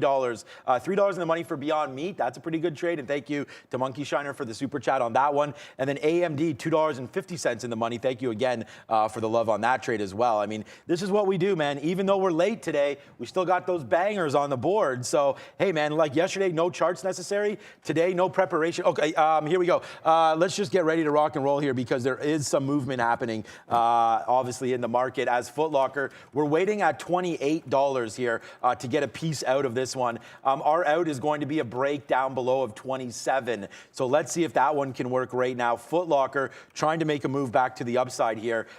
If we can get a 28 print, we'll do that. We'll get out near 28 bucks. But for right now, that's going to be Foot Locker. We're trying to hold this one all the way back down to 27. AMD, a nice run up to pre-market highs. Let's see what we can do here. 119.50 is an area. Maybe we get out there, maybe we don't. Yesterday, we got out of our softie too early. Let's not try to make the same mistake again. $3 in the money beyond me, $2 now only in the money on AMD. Yeah, just having a quick look at Etsy. It made a wick bottom at 131, so it ended up slowing down and closing or bouncing somewhere in the channel that we thought it might, but I was out in the front end of it. I'm not necessarily going to advance a long position. I'm not going to rush into it, but you do have exactly where you thought it might find a little bit of support off that 130 area. If it can bounce off it again, I think there is a good chance on what was still ultimately a good report. To gain some of this back. So watch for a little consolidation in the 130 to 133 area on Etsy, and then we'll see if we can't jump into a long. IronNet's still battling this $6 level, which it's a good sign that it doesn't want to break back out, but this is the entire reason. The wick top through 6 yesterday gave you a $1 move to the downside, so I don't mind taking the hit here. If it breaks out the top, I got my stop, I'm just going to get out. But there's at least $1 worth of downside, I guess, in this particular case. And like I said, I'm going to reload Virgin Galactic. It's still going to be a scalp trade, at least the first portion of it. The market is trying to bounce, right? Let's keep in mind, you're still advancing in the overall. I mean, we're still up at least a little bit here. The NASDAQ's actually down, but we're still bouncing towards that 14,000 level. So every time I get in, I want outs the first 10 and then the next 20 to 25 cents, and then try to maintain the rest of the position down to about 8 to 8.25. So the idea is to be in this one all day long. IronNet just took out the top. I'm not going long on either one of those Russian cybersecurity names. I'm only hunting for tops on day 2. Come on, Foot Locker, man. I mean, how high did that get there? 91s, yeah, we were at 95s, but that's okay. We're still waiting for that to come through. We got to be a little bit patient. I mean, this stock is just fall. The reason why we're in this, if some of you are wondering, like, what is this guy doing? And it's just because right back here, we talked about this 27.50, and I don't know if it's going to hold or not, but that's a good level there to look at. And the bottom looks to be, it's really 26.50, but I'm not going to hold this past 27. So if 27 breaks, we are going to be we're going to be gone out of Foot Locker. So that's the look right there. If you go all the way back to July of 2020, May, June, July of 2020 here, you will see some of these levels that I'm talking about. So here it comes right back down to the downside. I'm actually going to cancel my offer because I want to make sure that we can get out if it does flush down. So that's something else there. I was debating taking this AMD out because we're right back to this 118.50 area. But again, the market's not really giving us much of an idea on what it wants to do here. It's floating around kind of this 13.9. I don't know. Looks like it may want to tick to the downside. This is something of concern for me now because AMD, we're $2 in the money. And I mean, this one should probably come out around 119. We're kind of waiting for this high here, just in case the market does go, but it doesn't look like it really wants to. Maybe a break here of this 117.90 is an area that we'll get out. So let's see if it can hold the highs, great. But 117.90 is going to be my out, just in case this market tanks. We got to make sure we put some profits on. Yeah, and speaking of things that are going to the downside, Tesla 800, remember that number? Bounced off it right at 930, tried to get to the upside, could not take out the top, and then just flushed through 800 even. Sometimes it can be a bit of a bellwether, and we're holding a consolidation lower. That takes me right over to everything ran up to the upside yesterday, so I guess it doesn't really matter. But NEO, even more extreme to the downside. Look how far this one's actually pressing here. Right back into what I think could be, I'm looking at this level about 20 even. That's probably your line in the sand. If it's going to make a bounce, one would have to think that that's a nice round objective level. If I see size on 20 on NIO, I might try a bit of a scalp trade, but overall, this looks like it's a short. Now, the way we came down here, Tesla holding the lows, the only long I have is going to be PayPal. We might go 1 for 2 on the longs.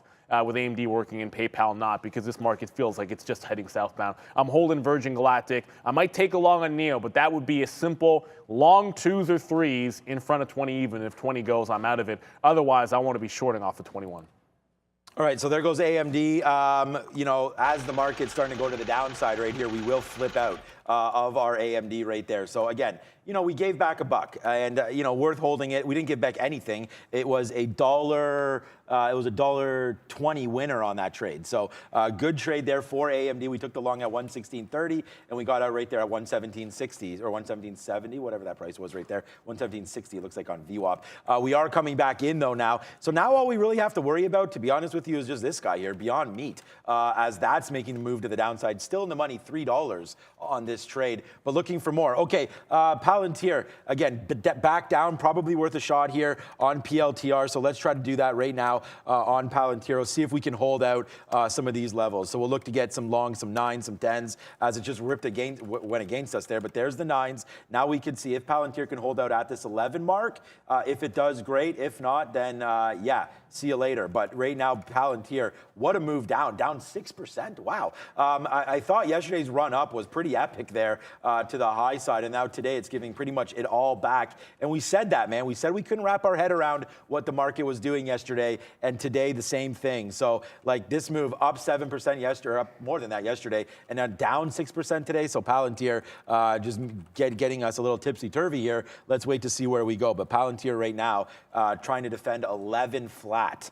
Yeah, last defense at 105 in PayPal for me. If it can't hold this level, it just tried to take it there. And I'm going to give it like a 10, 15 count below that 105 on the off chance that you get one of those fail breaks. We're just watching DraftKings, by the way, which is back below that 21 area. But this is PayPal. Last time I made the bottom wick, I said, okay, this time I have to at least let it give it a couple of beats below. But this is now looking entirely too weak. This is a hold your short situation and short the pops. Even Etsy, I'm not even looking to catch a bottom on this, right? Like if you're in a short, you've got it the right direction. I think you hold on to it. Thankfully, I was determined to hold on to Virgin Galactic, but I'm not trying to pick bottoms on this market anymore. Forget about it. It's just not going to happen. We looked at Tesla briefly, but I didn't go to Alibaba, which is another one from yesterday. Their report stunk. That's another one that was incredibly weak, and there was that 108 level over and over again. Yeah, that again doesn't want to load. But we tested 110 here, so we broke that 108. Once it got back to that same level that we were shorting off yesterday, look at how quickly things opened up to the downside. So I'm shorting pops into 108. I'm going to get my orders out there because at some point with this market, it usually gives you a bit of a bounce where you can sort of re-enter these trades. And that's what you got to try to do here because overall, we're 0.6 to the downside. That's nothing. We're basically that's basically flat. If this accelerates and breaks that floor from last night, overall, this what look at the ES, man. Like we've barely gone anywhere to the downside on the ES, and the NASDAQ, it's still above that support. If that were to go, it's just such a monstrous gap. Most of the risk to me is in the other direction. Like those longs, if they're still holding on, are probably thinking, where do I get my profits? We're also thinking, what is happening now? Yes, Brendan, we are. go tell us. Hey guys, yeah, a lot. Busy morning so far. Let's have a look at where we are at the moment. Still just in positive territory. 0.1 for the S&P, the Dow 0.7. We did go red pretty quick there for the NASDAQ. It is the one leading to the downside. So worth a note after yesterday's rally. 0.4 here for the TSX. You can see all these three still holding on to positive territory as well, but only just. Few things we were talking about this morning if you joined us early. Coinbase, it was the forecast that missed to the downside for Coinbase so far. You can see Etsy as well having a nice day after a decent report for them. And Farfetch, huge move for FTCH off of earnings as well, guys. Back over to you. All right, we'll just go WTF because it looks like Palantir finally wants to catch a little bit of a bid, which is nice because we just loaded up, again, a big position down there at 1102.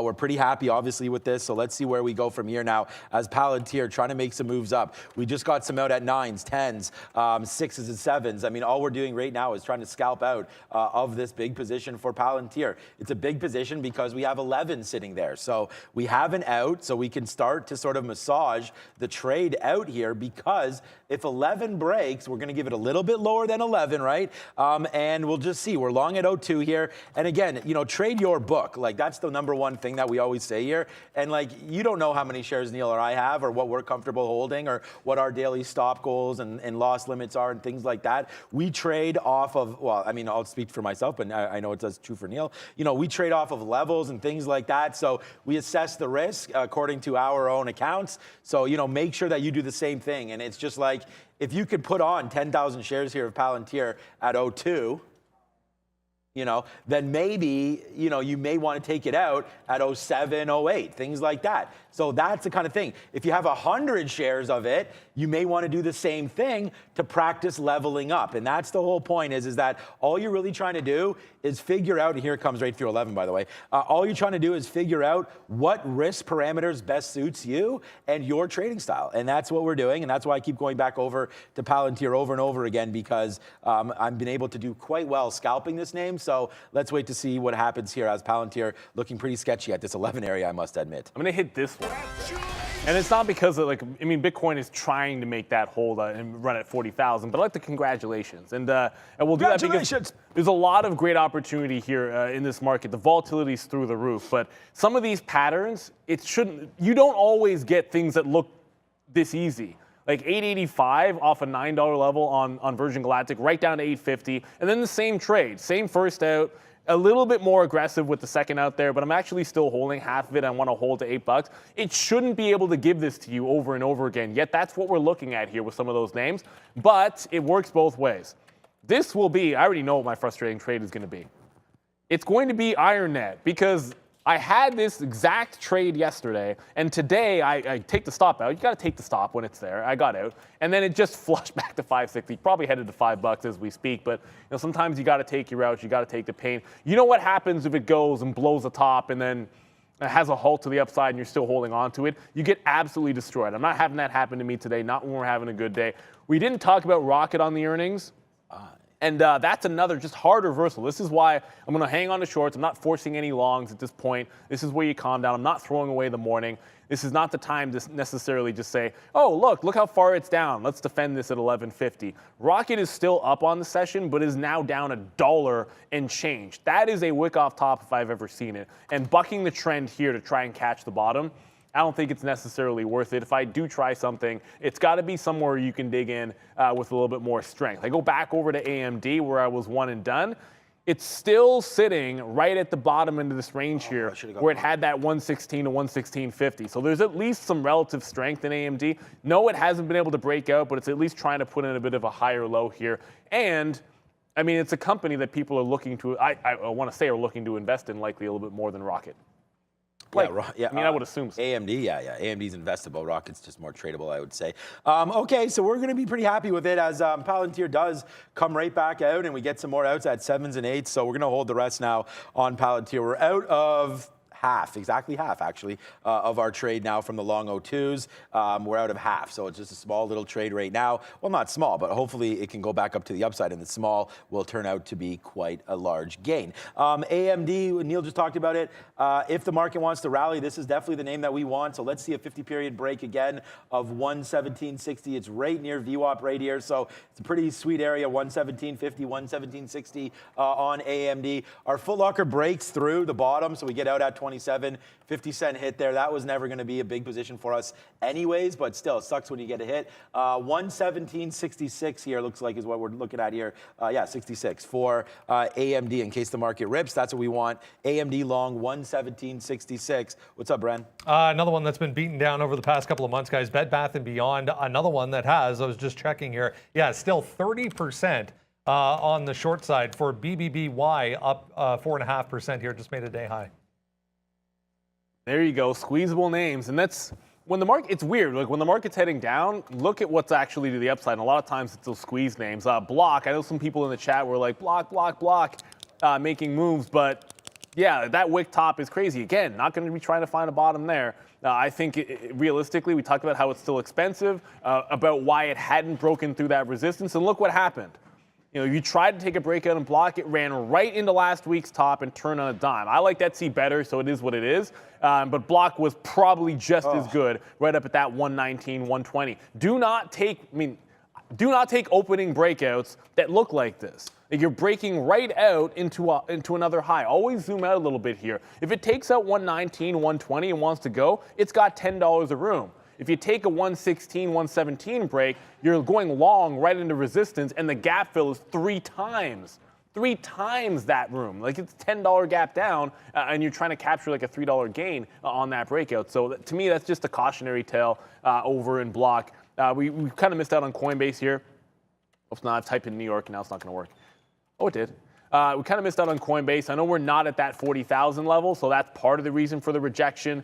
If we get anywhere, I'm still looking to catch this one on any bounce up to 180, in front of 180, as long as we haven't taken 40,000 in Bitcoin. I think that's shortable on the way back up. Otherwise, I'm just going to hang on to Virgin Galactic. I don't see any re-entries. I think AMD might be a bit of a case. You can make a case for Etsy in front of 130. But I need to see that test a little bit closer to that support level. Still $6 away. All right, we gave this one to you again as well. I mean, that's what we're doing here. The People's Trader gives you the People's Trades. And there it is, right up to the upside right now, AMD. I told you 117.66. I mean, there it is right there. You're not going to find a more active trader, period, out there. And there it is, AMD, bang, right there up to the upside. There it goes, 1806. Boom. I mean, this is what we're doing, man. We're here for you. And there it goes, upside, another one. And check about Palantir, another one to the upside right now. DJ Khaled, good performance at NBA All-Star Game, by the way. Yeah, Lil Wayne, he had a bunch of dudes there come through on NBA halftime as that's going. Here we go, 119. Man, this is a good one here for us. And by the way, somebody on the chat there, here it is. What's up, Diego here? Diego, thanks for Microsoft. That 292 was perfect. Hey, Diego, hey, that's what we're all about, right? And thank you so much, Diego, for checking out this. This is the sticky note. Look at this. This says Microsoft 292. Microsoft 292. And if you look at what Microsoft's been doing today, and once again, thanks, Diego, for bringing this up, because I always like to, pat my own self on the back. Look at that 292 right there. Unfortunately, we don't have it, but there it is, $2.50 in the money. Man, this is a fun day to trade, and these markets aren't going anywhere. But what's up with Brendo?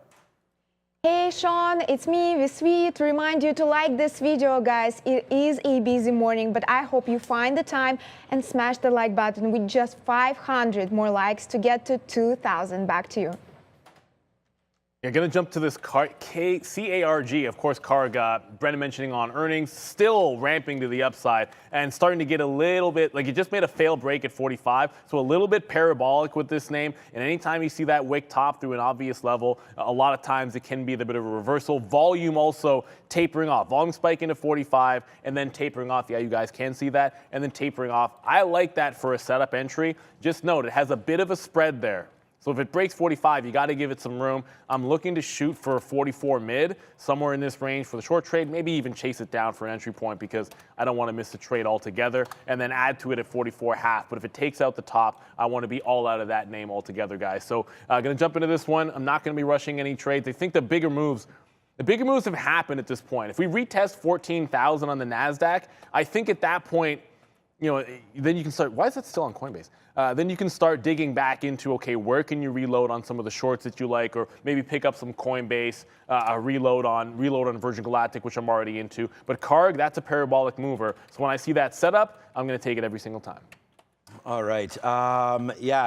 We're just honestly let's just sit back, have a drink, of water right now. Look, again, we took some out here. The market I wasn't sure what was going to happen here at the 50 period. Let's see if we can get back up to 14,000 on the NASDAQ. And there goes AMD. AMD again today, the people's stock, as that is just shooting to the upside right now. AMD, $1 now in the money. All these reloads down here. And again, a name that's on our sticky note today. AMD continues to work. Palantir continues to work, man. We just got some out at 24 there. Was it 24 or 25? Either way, why are we going down now? Let's get some more out here on Palantir if we can. This time, let's just punch it out and not, try to battle this all the way back down. We are now out of about 70% of this trade. So again, another good one for us. We're pretty happy with the way Palantir is performing. We're just going to hold on. We are out of 80% now of our AMD right here at 118. So, it's a good trade for us, but needs to work a little bit more here to the upside. AMD is what we're looking for. Beyond Meat, again, it did have that dip down again. We are dancing near this 50 period. That is a little bit of a concern for me. So let's take it out if it goes a little bit higher than this, 42.50 or so on Beyond Meat. Still a $3 winner. So happy with it, but could always be happier, as they say. So let's see if that one can come up to the upside as well. That's going to be Beyond Meat. Yeah, and there might not be a reload in Virgin Galactic again. It looks like it's just resting lower. Every single time it's making lower highs. I want to shout out To anyone that I know, and I know I'm talking to you, Goldman, that RSX, if you're tracking that Russian ETF, it's been pretty wild action, but a recovery, at least so far today, up about 7%, but it is trending back down. Just notice these capitulation candles. This is how wild this thing is. It looks like there's not much of a bid. But this is a pretty tradable thing. If you're looking to trade some of those headlines, it is worth that look. That CARG, I'm glad I took that first entry point and didn't wait for the perfect price, but it didn't mean I didn't get the full position on as I was sitting up there just above that 44.50. It just dropped in. I can't really change the plan. I'm always going to hunt for VWAP down here, so that's 42.5 will be the target. If that's what it has to be, then that's what we're going to take. That's the setup we're going to have just about every single time we do see it. And going back over to Etsy, I mean, with the market trying to make that bottom there, we just rallied, what was that, like 60 points on the NASDAQ from bottom to top there, about 60 points.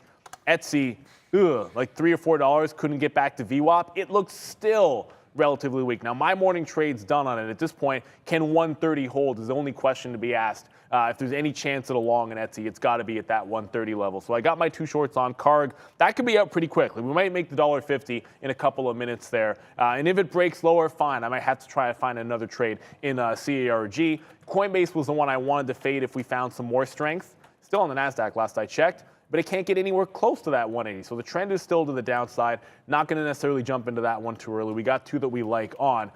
Beyond Meat, which I know you were all over, Sean. Yes, sir. Come on, baby. Load. There we go. Holding 42 at least for now. This has some signs of trying to catch a dead, you-know-what bounce. If it does do that, I can't see a reason why it would trade above that 45, but it's squeezable. So if it does try to make a squeeze move up, I think you can take that short the second time through. Just remember, the second time is never as good as the first. And as I mentioned, that CARG might be pretty quick in and out. It did roll over back into VWAP. That setup, if there is this long a consolidation, what was a bull flag, and gives you the parabolic top, I understand it could break this bottom and fall to $40. But the risk to reward for me is jumping in and out of that trade, taking your profit, and just trying to be green 70 to 80% of the time, as opposed to thinking it's going to be a trend reversal. If you think you always have it by the you-know-what and have caught a reversal of the trend, I think that's just being a little too cocky. I'll take the VWAP or trace every time. All right.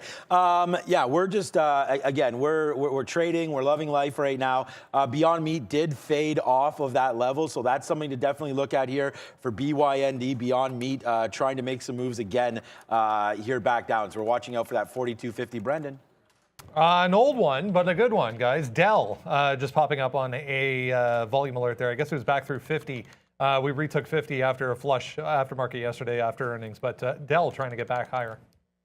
All right, Palantir, just, yeah, we will look at Dell. Actually, Dell was a good mover. Okay, we've averaged it. We're not averaged it. We took another trade here on Palantir up to 02s we just got there? Or was that 1s? We got 02s, it looks like. Take a piece out there, 05. Let's see if it wants to flow higher now. Ooh, 07s, okay. We'll take a bid there. We'll take an offer there if we can get it up to the upside here for Palantir. Let's see, there it goes. Rips through. Oh, it does not rip through 07, but we get our 07 fill there as it prints a lot of shares. So we'll take that. Again, another reload down there at 02. So far, so good here. There he goes. Oh, you know what? Let's put an offer at 08. Why not? And see if we can get that 08 fill down there now, up there now. So that's a good trade. Roblox fading out again today, man. What a good name that was yesterday. Oops, it's a New York name. Oh, no.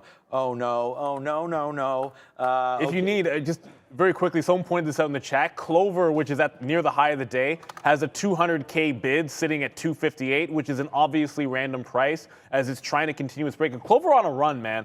At this point, I'm not chasing it, but when I see a bid like that at a random price, I don't know. It smells a little bit fishy. We'll see what happens if it does hold up, but we're a little overextended on Clover, and we're right at a previous resistance at 260, and then that bid shows up. I'm not going long in front of it. Sometimes you'd see me just take the bid right in front of a level like that and try to scalp it. I'm actually thinking the other direction. Like that guy pulls, and then maybe you're risking 5 cents to try to make 15. So I'll be watching Clover for that. I'm not saying it's a fake bid, by the way. If I had to guess, I'm guessing that maybe they don't want that fill. I could be absolutely wrong about that. But thank you guys for pointing that one out on level 2. If you don't have a level 2, sometimes you don't see things like that. It just looks like, oh, we're consolidating at the top. No, there's a guy holding it up at 58. Yeah, that's the point, right? Yeah, you got to make sure that you're watching, and that's what Neil and I, have I think a pretty good eye for what fills and what doesn't fill, and where to put your orders and whatnot. So yeah, join the party, guys, with us here as we look to have some fun one more time here. Palantir upside, AMD. We're looking to average in, so let's go over here on AMD. So those of you that are with me here on this name, AMD. Yeah, it's going to be down here. I put my bid at 116.60. So if we can get it back down here, that's a level that we wanted to look at here for AMD. So that's, again, just something that if you guys are looking to trade with me, AMD 116.60 is where we're trying to get long. We're flat on the trade right now, but that's another one to look at there. Palantir only 5 cents in the money. Beyond Meat, we're going to use 42.75. We actually changed our order on that one, so let's wait to see if that comes through. 42.75. And again, stupid. We should have took it out $1 lower, but as the market was crashing down, remember, I sort of thought, not remember, but the market still is red. There was a name that we wanted to have short, and it was Beyond Meat. So I'm pretty happy with it, and thank you again to Monkey Shiner for the super chat on this trade as well. But yeah, we'll see if here comes. It's gonna take it out right now. There it is. So we are out. No, we are not. There we are. Now we are out of Beyond Meat as it takes me out. Good trade though. We'll take the $2 all day long on that one. So we'll hit the siren for another win here on Beyond Meat. Let me just clean up my stop orders because I probably have one lower. Yeah, and I did say I got out of that car. I understand it went lower, but you have to stick to your plan ultimately. Now, look, I'm obviously going to be watching that order on Clover. That's the next trade. Is I'm not getting a reload in Virgin Galactic. I'm only going to take it up at that 880 level, 880 to 885. For now, that bid looks pretty. Look, they've held it. It came down there, and each time it hasn't been pulled. We're not breaking out though. Like there's no buying really above that 260. And as long as it can't get above that price range, I'm going to hold to the whole notion of that 58 goes, and I just want to be short. As long as this high remains 62, I just feel the risk reward sort of favors the short trade at that point, especially if you're chewing through an order like that. But if you're in the long, it's not a horrible thing to take some profit. You're so far in the money, though, that you can probably give it that little bit of a test. But Clover is the one I'm going to be watching pretty closely here. And then I talked about Rocket, not trying to pick a bottom on Rocket.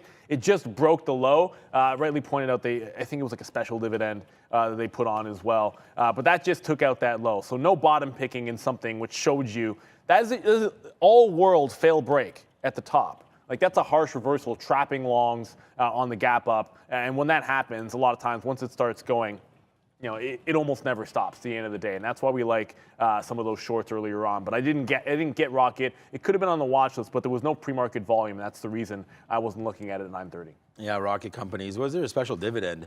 Yeah, exactly. Yeah, same thing they did last year. It was like $1 or something. $1, yeah, it's good. $1 on 11. It is great, but it's just cash. It's like everyone chases it, then it drops the dollar at the open, right? Yeah, so and that's the thing. So good little look there on Rocket. Let's go over to Palantir again. And again, all we're doing is trying to scalp some of this out. We did reload it. I mean, again, this probably the trade. I don't know. We have lots of trades of the day here, but wow. Okay, Palantir. Hello. I mean, what? Okay. Yes, sir. Another one there. We'll try to calm down a little bit for you guys, but we'll do a belly dance here because, yeah, wow. Palantir, another reload down at $11. Okay. We'll take it. And there it is. A nice little reload to the upside. So good on that. 15 cents now in the money on that name. And then we just talked about AMD trying to hold this one. And unfortunately, our bid was down here at 116. And I say unfortunately, but hey, when you're cashing in, is it really unfortunate what's happening right now? As this continues to go to the upside here, AMD, a nice move upside, Palantir, a nice move upside. And yeah, we are liking what we're seeing right now in this market. Yeah, exactly. Oh my goodness. Come on, Clover, there it is. I'm still going to watch the same name. It's going to be that Clover and Etsy, by the way, which I was saying let it make a bottom first. Well, it's finally trying to do that. I think it's now 3 tests at this 133. If it manages to hold this channel one more time and we can get back to 14,000, Etsy's got room the other direction, right? So it was a short to begin with. I think the long can start to come in. Clover is still in that same channel. If it breaks out of that 5-cent range, I'm only looking to short it on the outside of that range. I know it could also break out to the long side, but I'm going to pick one direction and stick with it. Your direction you're headed is to the small cap recap with Brendan. Hey guys, yeah, Busy morning. Let's jump right into a few small caps, micro caps even, that we're moving around this morning. CISO, we mentioned, this is actually the biggest one as far as market cap and float concerned this morning. 420 was that high on the daily chart that ends up being support initially on the way back down in the pre-market, finally gets below that. So I had to try this twice, got stopped out the first time. It immediately gets back below 420 and was very weak on the tape through 4 all the way down to 340 now, kind of chopping around at day lows for CISO. Still have half of that. I'll see what happens the rest of the day.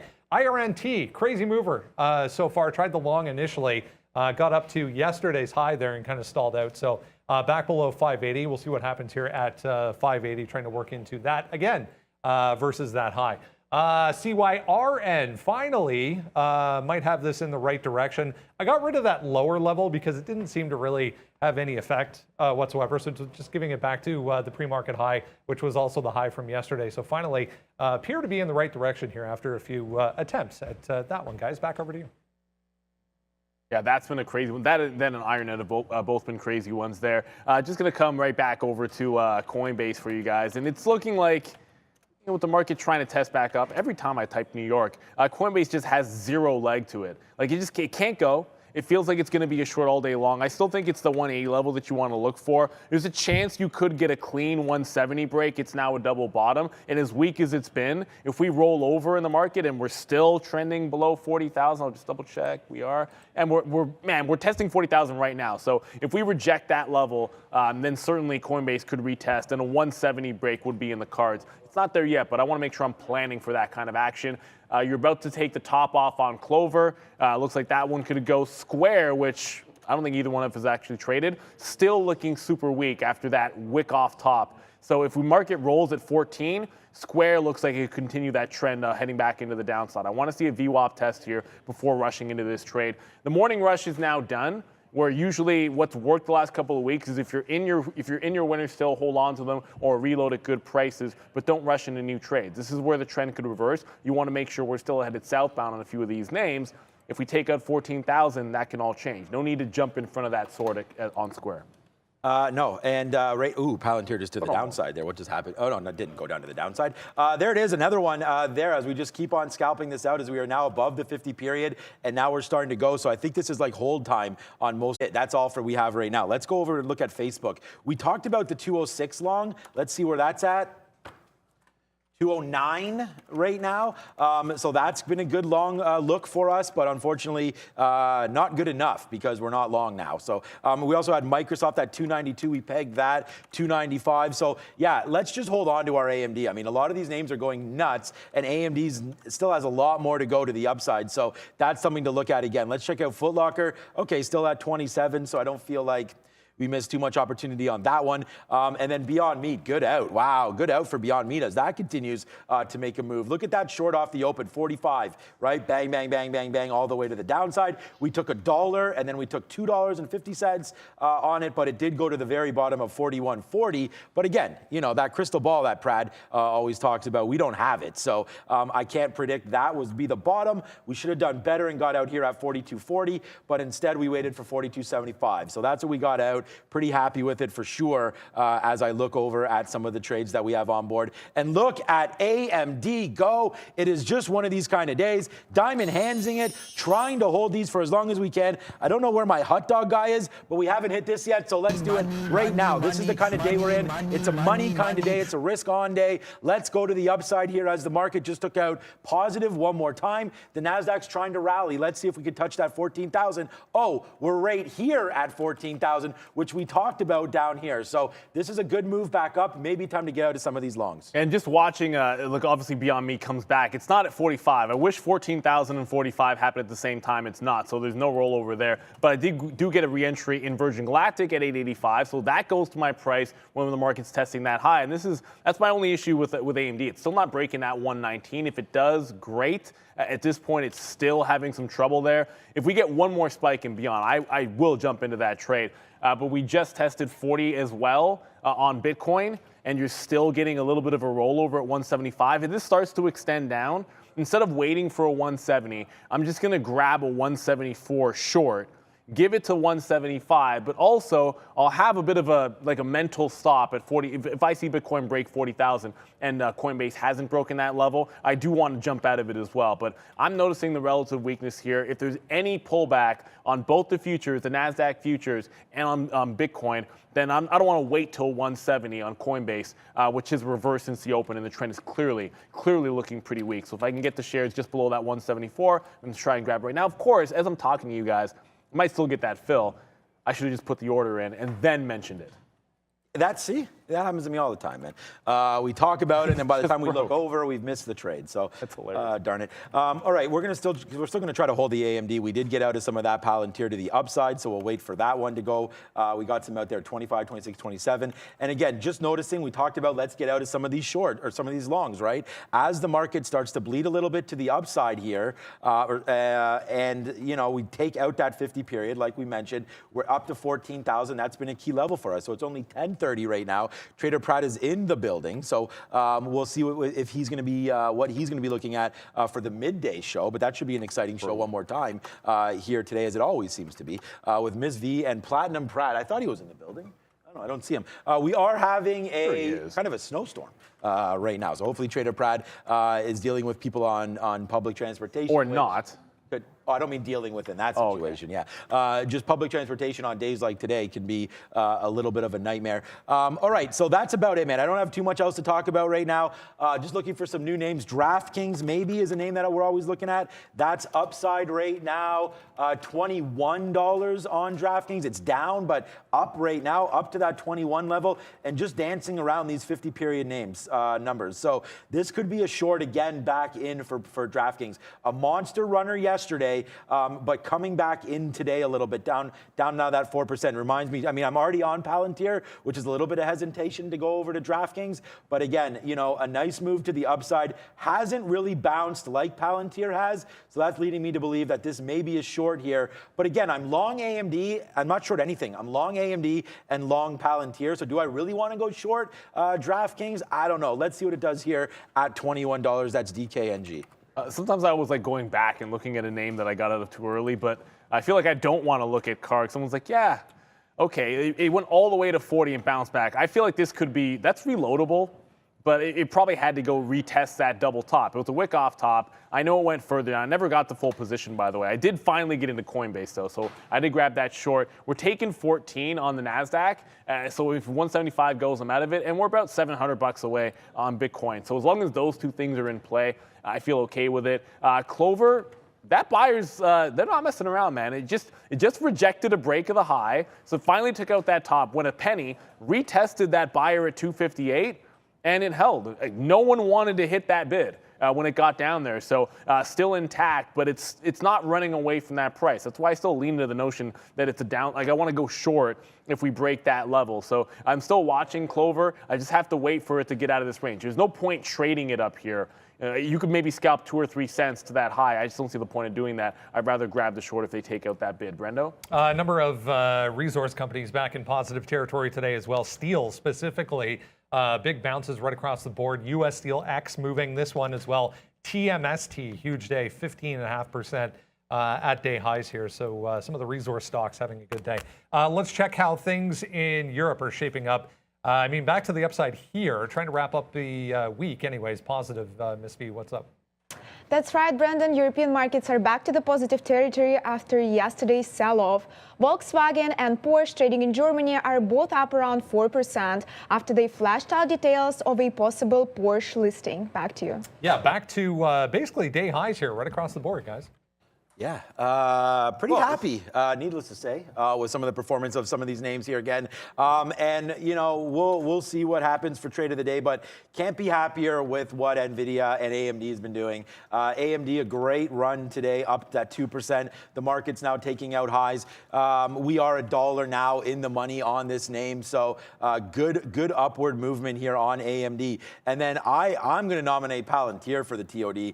Look at this. Look at these reloads down here at 11 11.05. Now we're touching VWAP again. And when you're up here on these names, maybe this is another opportunity to get short here on Palantir. So, Palantir. Get out of these trades as we're at VWAP is sort of what I'm trying to say, and then see where we go from here. So right now, Palantir, had a good opportunity to get out of some of these spots. We are long at 02 right now on this name. I have no targets. I am not getting out of AMD. I mean, if the market wants to keep going upside, let's see 120 on this name. I mean, we already hit 119.50 in the pre-market. We're long already at 117.60, so $1 in the money, and I think I want to hold this for as long as we possibly can. That's going to be PLTR and AMD, both trying to hold. But unlike AMD, I feel like Palantir can easily come back down here again. So let's start to scalp out some of this one.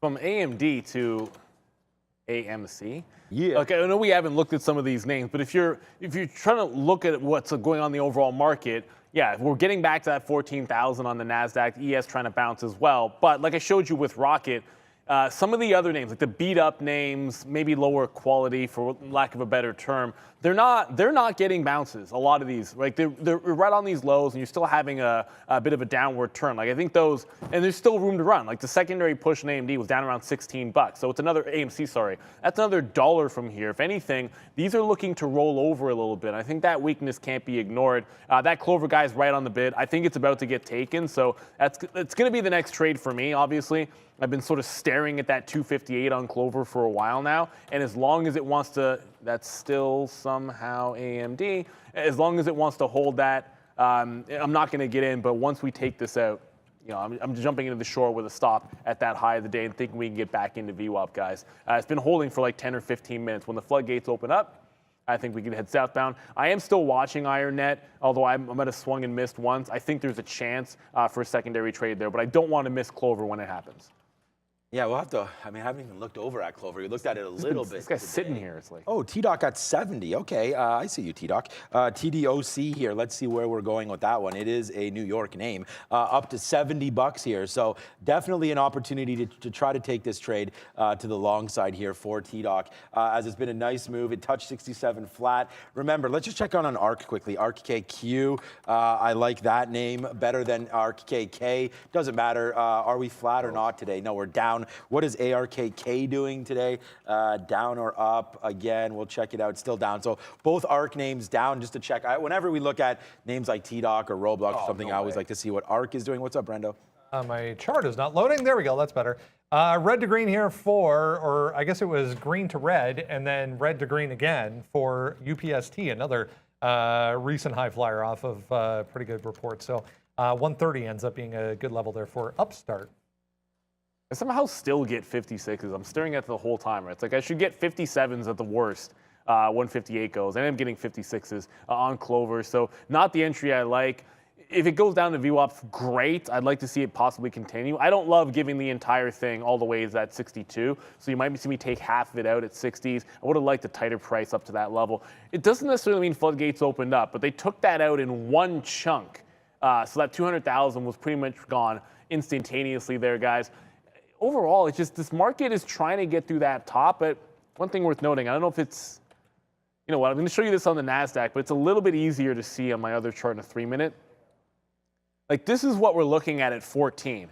Like we had a breakout, you know, right in the pre-market, and we're running up like about 100 points, and then you go right to yesterday's high on this recap. Like, does that look like a pattern you guys have seen before? No, it's not quite a head and shoulders, but it's very similar. If we reject this, I don't see why we're not retesting those lows. So I'm sort of looking for something that I can jump into on that short side of the trade. Square was definitely an idea. I got wicked out of Coinbase there. And I'm thinking maybe that could be another one to jump back into as well. But I don't want to rush. But looking at what just happened at 14 and then peeling it back there and getting a bit of perspective, it feels like the short could be coming in. And I know I got Clover, but that doesn't really qualify as something that's going to actually follow the market.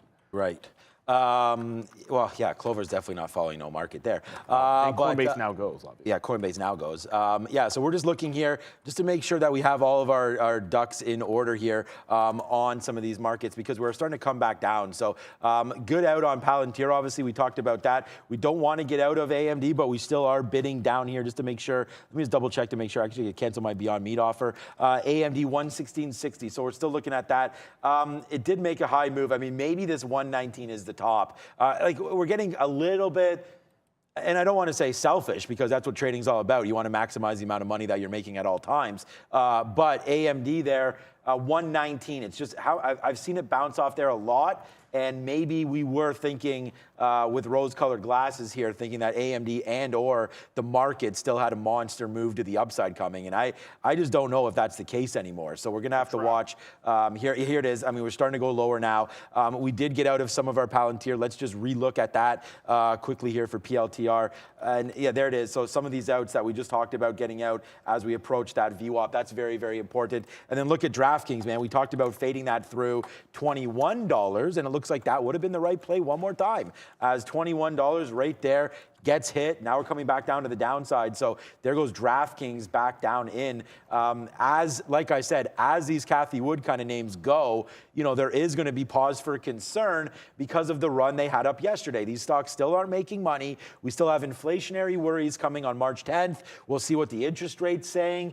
Is it going to be a quarter point? Is it going to be a half point? And then we have the weekend worries with Russia. So I'm feeling like there's going to be a lot of risk taken out of this market here today. I just don't know when. And I'm really surprised that honestly we're flat on the day. And it's funny because yesterday I talked to some of the traders, Luca and Brandon, and mentioned that we were looking long yesterday off the open. And you guys know that it was on the sticky note. It was talking about longs. And then today I sort of looked at them and was like, I have no idea what was going to happen. And I said that when we started the show. And I think that that's about right, man. The market is flat. It's been super choppy this morning. I mean, that's the pre-market since we opened up. Look at the market since we opened up.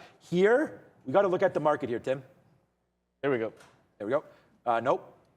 Okay, yep, right there. So here we go. So you can see this market downside, then back upside, and we're just right in the middle again. So very, very choppy. We didn't have a great read on this market. So with that being said, you know, maybe it is time just to sort of cash out of some of these trades, just work off very, very key levels and go from there. So that's kind of what I'm thinking. We'll wait for AMD to come back down. And then you know what, man, maybe this 118.80 is the key, and we just got to get out if it comes back up to 119. So we'll watch out for that, but that's my little rant of the day there on just how choppy these markets are, and I can't seem to find an area to get into a maximum share size position other than Palantir down there at 11, which we've done three times now. So so far so good here on PLTR today. And also running that IronNet, by the way, back breaking high. So I didn't make top wick after all. He broke back out here again, so it's getting close to $7. I'm not gonna pick a random level to short. I think if it halts to the upside, I definitely have entries for halt trades. That hasn't happened at any point today at halting, so it's likely to be it gets to the next round number, which would be like 7 or 750. Otherwise, you're kind of waiting around for $8.50, $9 if you look at the daily chart and go back far enough, and you got to go back pretty far on that. Brendan brought you a Bed Bath & Beyond. Which is squeezing to the upside. This is that time of day, by the way, when you get close to 11, right about the end of the show, with some of the bigger parabolic movers that have been a little bit more like structured upside. Like it's a little parabolic, but it's somewhat linear as well, where they make these like tops or double tops, and then you put on that trade on Carg where we had that VWAP retracement, where instead of it screaming in and just immediately rejecting, you get a more granular move into a high. And then maybe retested here. So it's made a lower high, retesting the high of the day. The only downside to this trade is when you pop out and zoom out a little bit, you don't really get a great top. Thank you, 15-minute. You don't really get a great top at that 17 even. There's a couple of tests above that on Bed Bath & Beyond. So it's not all that clean. So I'm going to wait for 17 or confirmation that it's rejecting this double top at 1670 before I get into Beyond Meat. Going counter trend, you got to be particular about it, but you don't have to be particular about going to Brendan at the big screen. Time for Sector Watch. It looks a heck of a lot better than it feels in this market. There, Brendo. Yeah, a little bit of a deceiving board to show you today. Very, very positive right across the board. I mean, we're up 0.9 on the S&P, so rightfully so. Lots of green on the board so far today. A few things of note. It talked about HPE, HPQ, both in negative territory coming off of reports into it as well. INTU down 3% off of their report. But it's been a long time since tech stocks in general, if you can think, if you've been watching for quite some time, are not on this side of the board. Whether it's to the downside, whether it's to the upside, this sector typically leads one way or the other, but very, very small so far today, which means they're kind of flat when it comes to tech stocks. Utilities, positive on the day. Material stocks here, positive on the day as well. Communication services up just because of Dish. Really good report for them, 7% match to the downside there. Netflix in negative territory. Industrials, consumer staples in positive territory. Some of the travel names back and forth. So the airlines to the upside today, cruise lines to the downside, which is a bit of a diversion from what we're used to seeing. There's Moderna down about 3%. Pfizer right beside it to the upside, 2.8%. Remember, a big move for Moderna yesterday. Equipment makers very, very strong as well in the healthcare group. But as I mentioned right out of the gate this morning, it was pretty clear that banks were leading. So very, very strong for the banking sector today. Basically, the entire thing in positive territory. So 0.9 for the S&P, guys. Back over to you. We were just talking about that. The market is stronger on the broader market, the ES, because the S&P 500 now up close to that 1%, as Brendan just mentioned. And again, names that we've been sort of neglecting today. We talked about this with JP Morgan and Daniel Shea yesterday when she took that short, which was a great one, for her on an option side of things. As that gapped down yesterday, obviously to 140. Today you're up to 147, 148 high for JP Morgan. So you may want to look at some banks. Goldman Sachs. I mean, I'm still long. I just got this long not too long ago, but it's at 350 for Goldman Sachs. That's kind of having a bounce back day today, up 1.27%. And let's just check out WFC, which tends to be the most aggressive name. Yeah, there it is, another 2% today for WFC. So, yep, we've definitely messed. Oops, that's the daily chart. Oh, darn it, our charts are bad for that.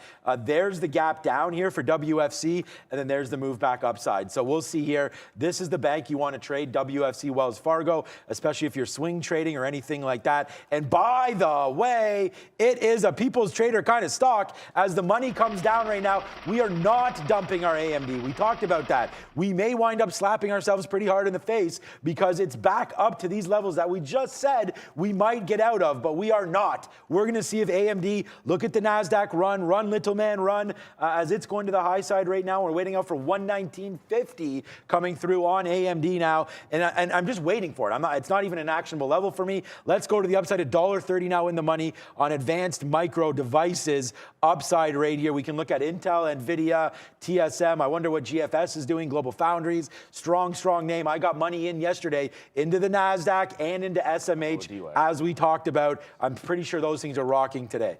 Yeah, I mean, overall, pretty strong. That 119.50, there's room on AMD if it breaks that to that 122, and that's why I'm going to watch it. But thank you for rightfully pointing out that DWAC is back on the move and going towards the 90 level. I probably have to go and pay for shorts on this, but 90 has a bit of size on it. Come on, load up. Give me a break. A bit of size on it. It's not a lot, maybe about 10,000 shares, but there's room on a gap from 90 if it makes that break and it can actually sustain it. There's room up to 95 where I think it's likely to have a bit of a hard rejection. So watch out for that 95 level in the event that 90 does break on DWAC. It hasn't happened yet, and the volume is very, very low on that move up. It is yet to cross the 1 million share mark, which is a red flag for the long. Brendan is ready with our guest of the day. Hey guys, that was the announcement back on February 11th. We're going to talk about EV battery production once again. Going back to February 11th, the Biden administration, Department of Energy, announcing an additional $3 billion in new funding to support U.S. EV battery manufacturing and recycling. We're happy to have John DeMaio, president of the Graphene Division for Graphex Group, back on the show once again. We're so happy to have you, John. Welcome. This is exciting news to start things off. Again, going back to the beginning of the month, but it's much needed. Obviously, there's huge demand, which we'll talk about here in a second. But give us your take on what this means for not only the company but this sector in general, because it's much needed funding, as we said. Much needed funding, and thanks for having me back on the show. I just love the energy level of you guys and the fact that other people talk as fast as I do, so that's great.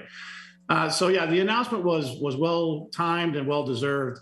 It's nice to see momentum building. It's always great to have the political tailwinds behind us. Graphics as a company was already in the process of diversifying our supply chain to bring part of it to the U.S. in an effort to support the proliferation of the EV battery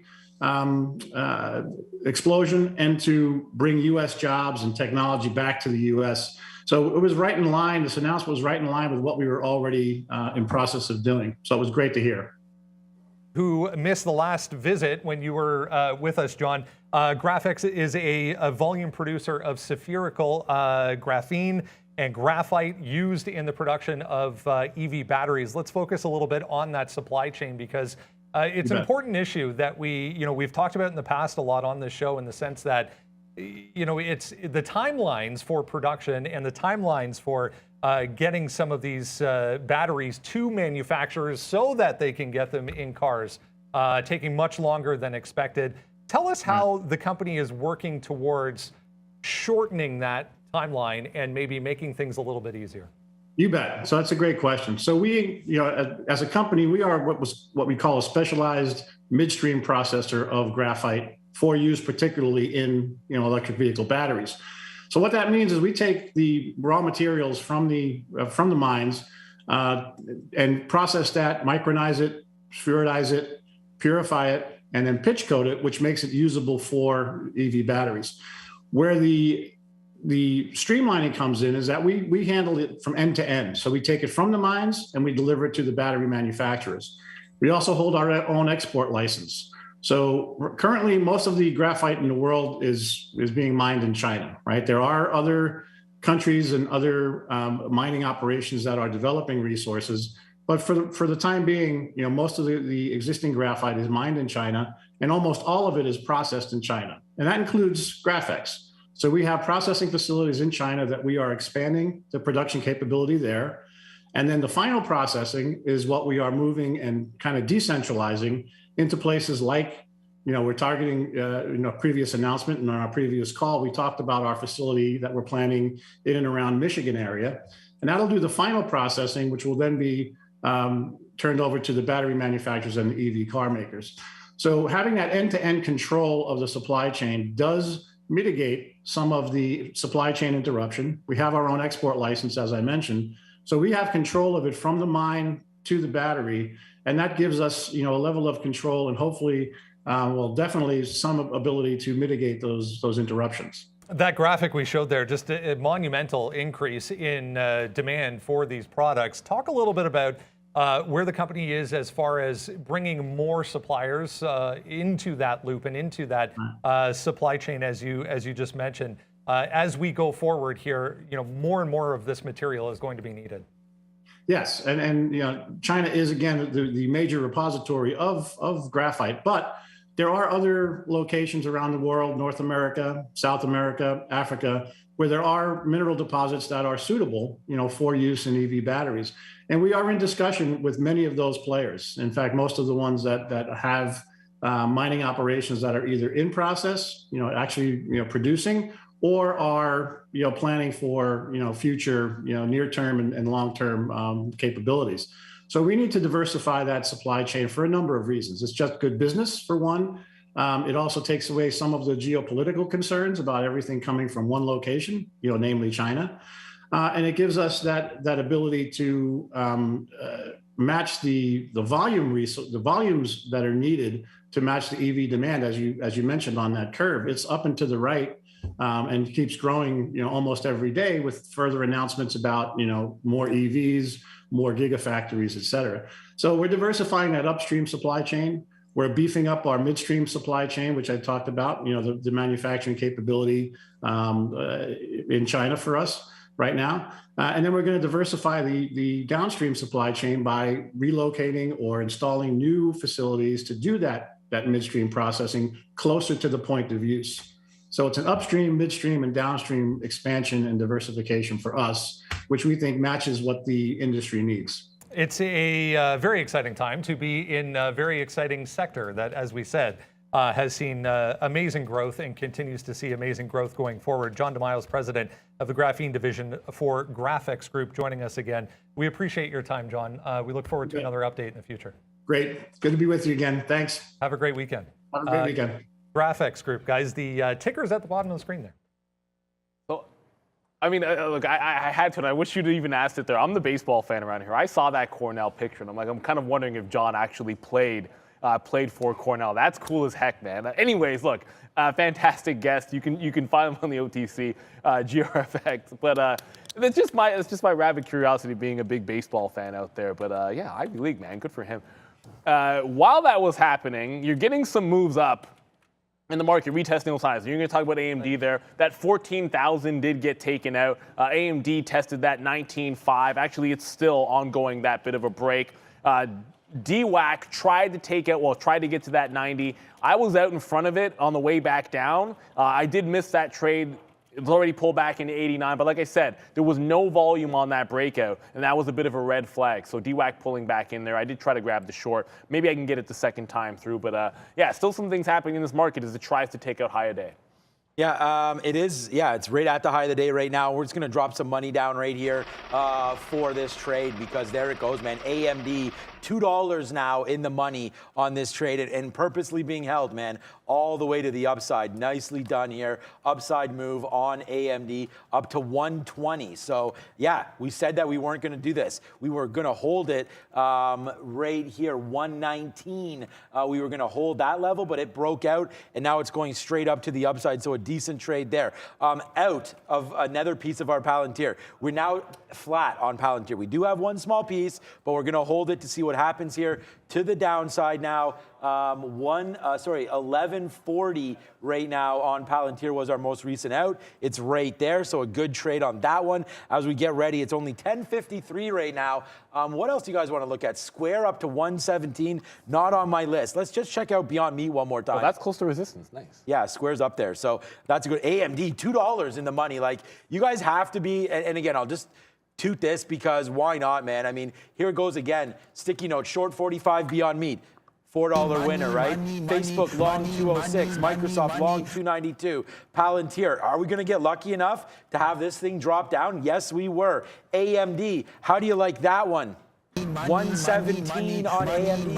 And then this one we lost on because Foot Locker, we tried to take this thing long at 27.50 down here on Foot Locker. But here's the sticky note today. We'll put this back in the chat. Hopefully you guys can, have a look. Let me know if you had any trades on this sticky note as well, because for me, the only missed opportunity I feel like was Microsoft. Beyond Meat's getting close again, maybe a reload there at 45. But Microsoft, again, just easy long here at 292. We talked about that. It hit it twice. And unfortunately, I didn't even see this in the chat as someone was like, oh, man, that was a great long there at 292. And I was like, okay, we missed it. But that was a good one there down there at 292. Look at AMD, guys. And again, this is definitely has to be up there for the trade of the day. Up to 120 now on AMD, $2.50 in the money. So far today, $4 winner on Beyond Meat, $2 here on AMD, and that's about it. Palantir is probably going to be my most profitable stock today. That's a lie, AMD is, but a nice move upside here for Palantir as it continues to make a move here. 1140, we'll see. Holding out. If it comes back down to 11, then we're here, guys. Yeah, starting to get Clover back into view up there. But you mentioned Square there, Sean, and it took that 117. This is a channel we talked about. Watch out for that breakout. 117 into 119. That is the target range for I wanted to short it. The market's also going to be at the high of the day. So as it enters this range, I want to see a rejection anywhere near that top end of the range at 119, and then I'll jump into the position in Square. It's all about being patient, right? Like, you come in, get one in, one out here. I don't have to jump into that too early, but if it rejects 219, I will be short. Brenda, what's up, bud? Not a lot on the earnings board, typical for a Friday, guys. There are still a few notable names to come next week, but we'll show you this anyways. This is going to be mostly Monday morning before the open. Wow. Lots I of know. names. I know That the looks a only little- one we're looking at. That looks a little different than what we've seen before. Yeah, I won't be looking at any of those, to be honest with you. I haven't looked at Lordstown. I mean, I know it's there, and I know that's what you're talking about, but I haven't looked at that in a while. We'll look at the same names as always there, as long as this market keeps on moving and we can still have the bangers that we've been having. Just make sure you're joining us back here on Monday at 8:30 when we'll go over the sticky note. Hopefully I'll come in a little more time, but again, 24% short float on Lordstown. I think you could say that pretty much, honestly, for like any EV name right now. A lot of those are 10 though. That's big. What is the price of Lordstown? No, they're just saying the short is over 20%. Yeah. So we'll play that. Should be a fun ride. We're letting Palantir ride and AMD ride here today. Rocket was a name that we didn't look at, but it's bouncing off. I mean, Neil looked at it a little bit, but it's bouncing off 12 again right now. So that could be something to look at here, especially if it takes that out. It dipped down to 1150. It's trying to bounce right now off of 1190 or so, which is the 50 period. So something here on Rocket. It is up on the day. They did report. They do have the special dividend as well. So let's see, maybe upside here on Rocket companies. 118.86, looking like a good little spot here. Wow, look at AMD, guys. As the markets keeps extending to the upside, yeah, buddy, 120.50 right now on AMD. We're long at 117.65. Miss V, did you have AMD long today? I have Tesla short, but a little bit later about this, Sean. And guys, I hope you started this trading day with some profits. And please come join Prad and me right after to continue trading. Also, make sure you like this video. We need just 100 more likes to get 2,000 of them. So make sure you go along on the like button. And happy National Chocolate Covered Nut Day. Almonds, and why not? I'm gonna quickly change the national day to happy birthday, my queen. Good one. My daughter Erin. She turns 5 today, which is precocious. She actually doesn't like chocolate covered almonds, which is fine because that means I get most of them. But those are a tasty treat. I'm pretty sure we're gonna have caramels though because that's what Tony has at the desk. And by the way, another reason to hit that like button. I took a caramel. Platinum Prad. You already have one. When did you eat that, man? Don't worry. Okay, I didn't even see it happen, but they're tasty. Platinum Prad put in work to get here today. So there was a snowstorm overnight. So I don't know. Yeah, apparently next time leave earlier, He was running. Give yourself some room. But he's in. He did make it. So we're gonna get him for the midday show. There was some concern, at least a little bit. Watch out, Square at that high. We were talking about that. Virgin Galactic reloaded in front of $9. Plenty is definitely moving here as the market testing that 14.1 high. Not quite up that 1%, but we are testing those highs, guys. And Square likely to be my next trade. Miss V is in the green, and the market looks like it wants to hold up green. Just remember, we still always have headline risk. So at any moment, you can always get those headlines to turn. But either way, looking pretty strong today here, Sean. Yeah, $3 in the money right now on AMD. Palantir, 30 cents in the money. And we're pretty happy with the performance today. It's been a monster day for us here. And I hope you've had a very equivalent monstrous day for yourself as well. Join us back at 2 p.m. We're going to have some more fun here. What's up, Liz? I see her there. Good to see you. Yeah, it's going to be a monster close. I feel like it's Friday. There's lots happening. The NASDAQ pushing highs now again. So, yeah, here we go, man. AMD now new highs. NASDAQ making that rain down a little bit here as well. So, yeah, it's been a great day. I want to thank everybody today. It's been fantastic. And, yeah, join us back at 2 p.m., guys. Absolutely, and just took like a first curl and square. Remember I talked about that 117 channel? It just tried to take out that 117.50. It failed, so I did get into this. I want to try to scalp it in the range and then play it into VWAP because we're still away from those highs. But yeah, crazy price action. We can update some of these positions while Trader Pratt and Ms. V are giving it to you. I'd love to see exactly what she was doing over there with Tesla. You guys are about to find out. Why? Because we're throwing you guys to Market Movers. Hello, welcome to Market Movers. I had to run over here, but I'm glad I made it on time. Miss V would have had to cover for me, but we're here. We're here ready to rumble. That's right. It's looking snowy good, weather. With the Louis Vuitton here, right? Thank you. You're looking good with your blonde hair. Oh, blonde hair. Thank you. Yeah, well, let's stop for a bit here with this. Guys, welcome everyone. Thank you for joining us today. Happy Trading Friday to you. Please, as usual, be active on the chat. Ask us anything. And make sure you smash that like button. Crazy trading day, Prad. We are ripping. Yeah, I can't believe it. You know, I was thinking that we would have a little bit of a retracement all the way back to where we were off the negative news, but I'm pretty surprised. You know, markets, as you said, Miss V, reaping to the north side. Everything's going nice and up to the north side.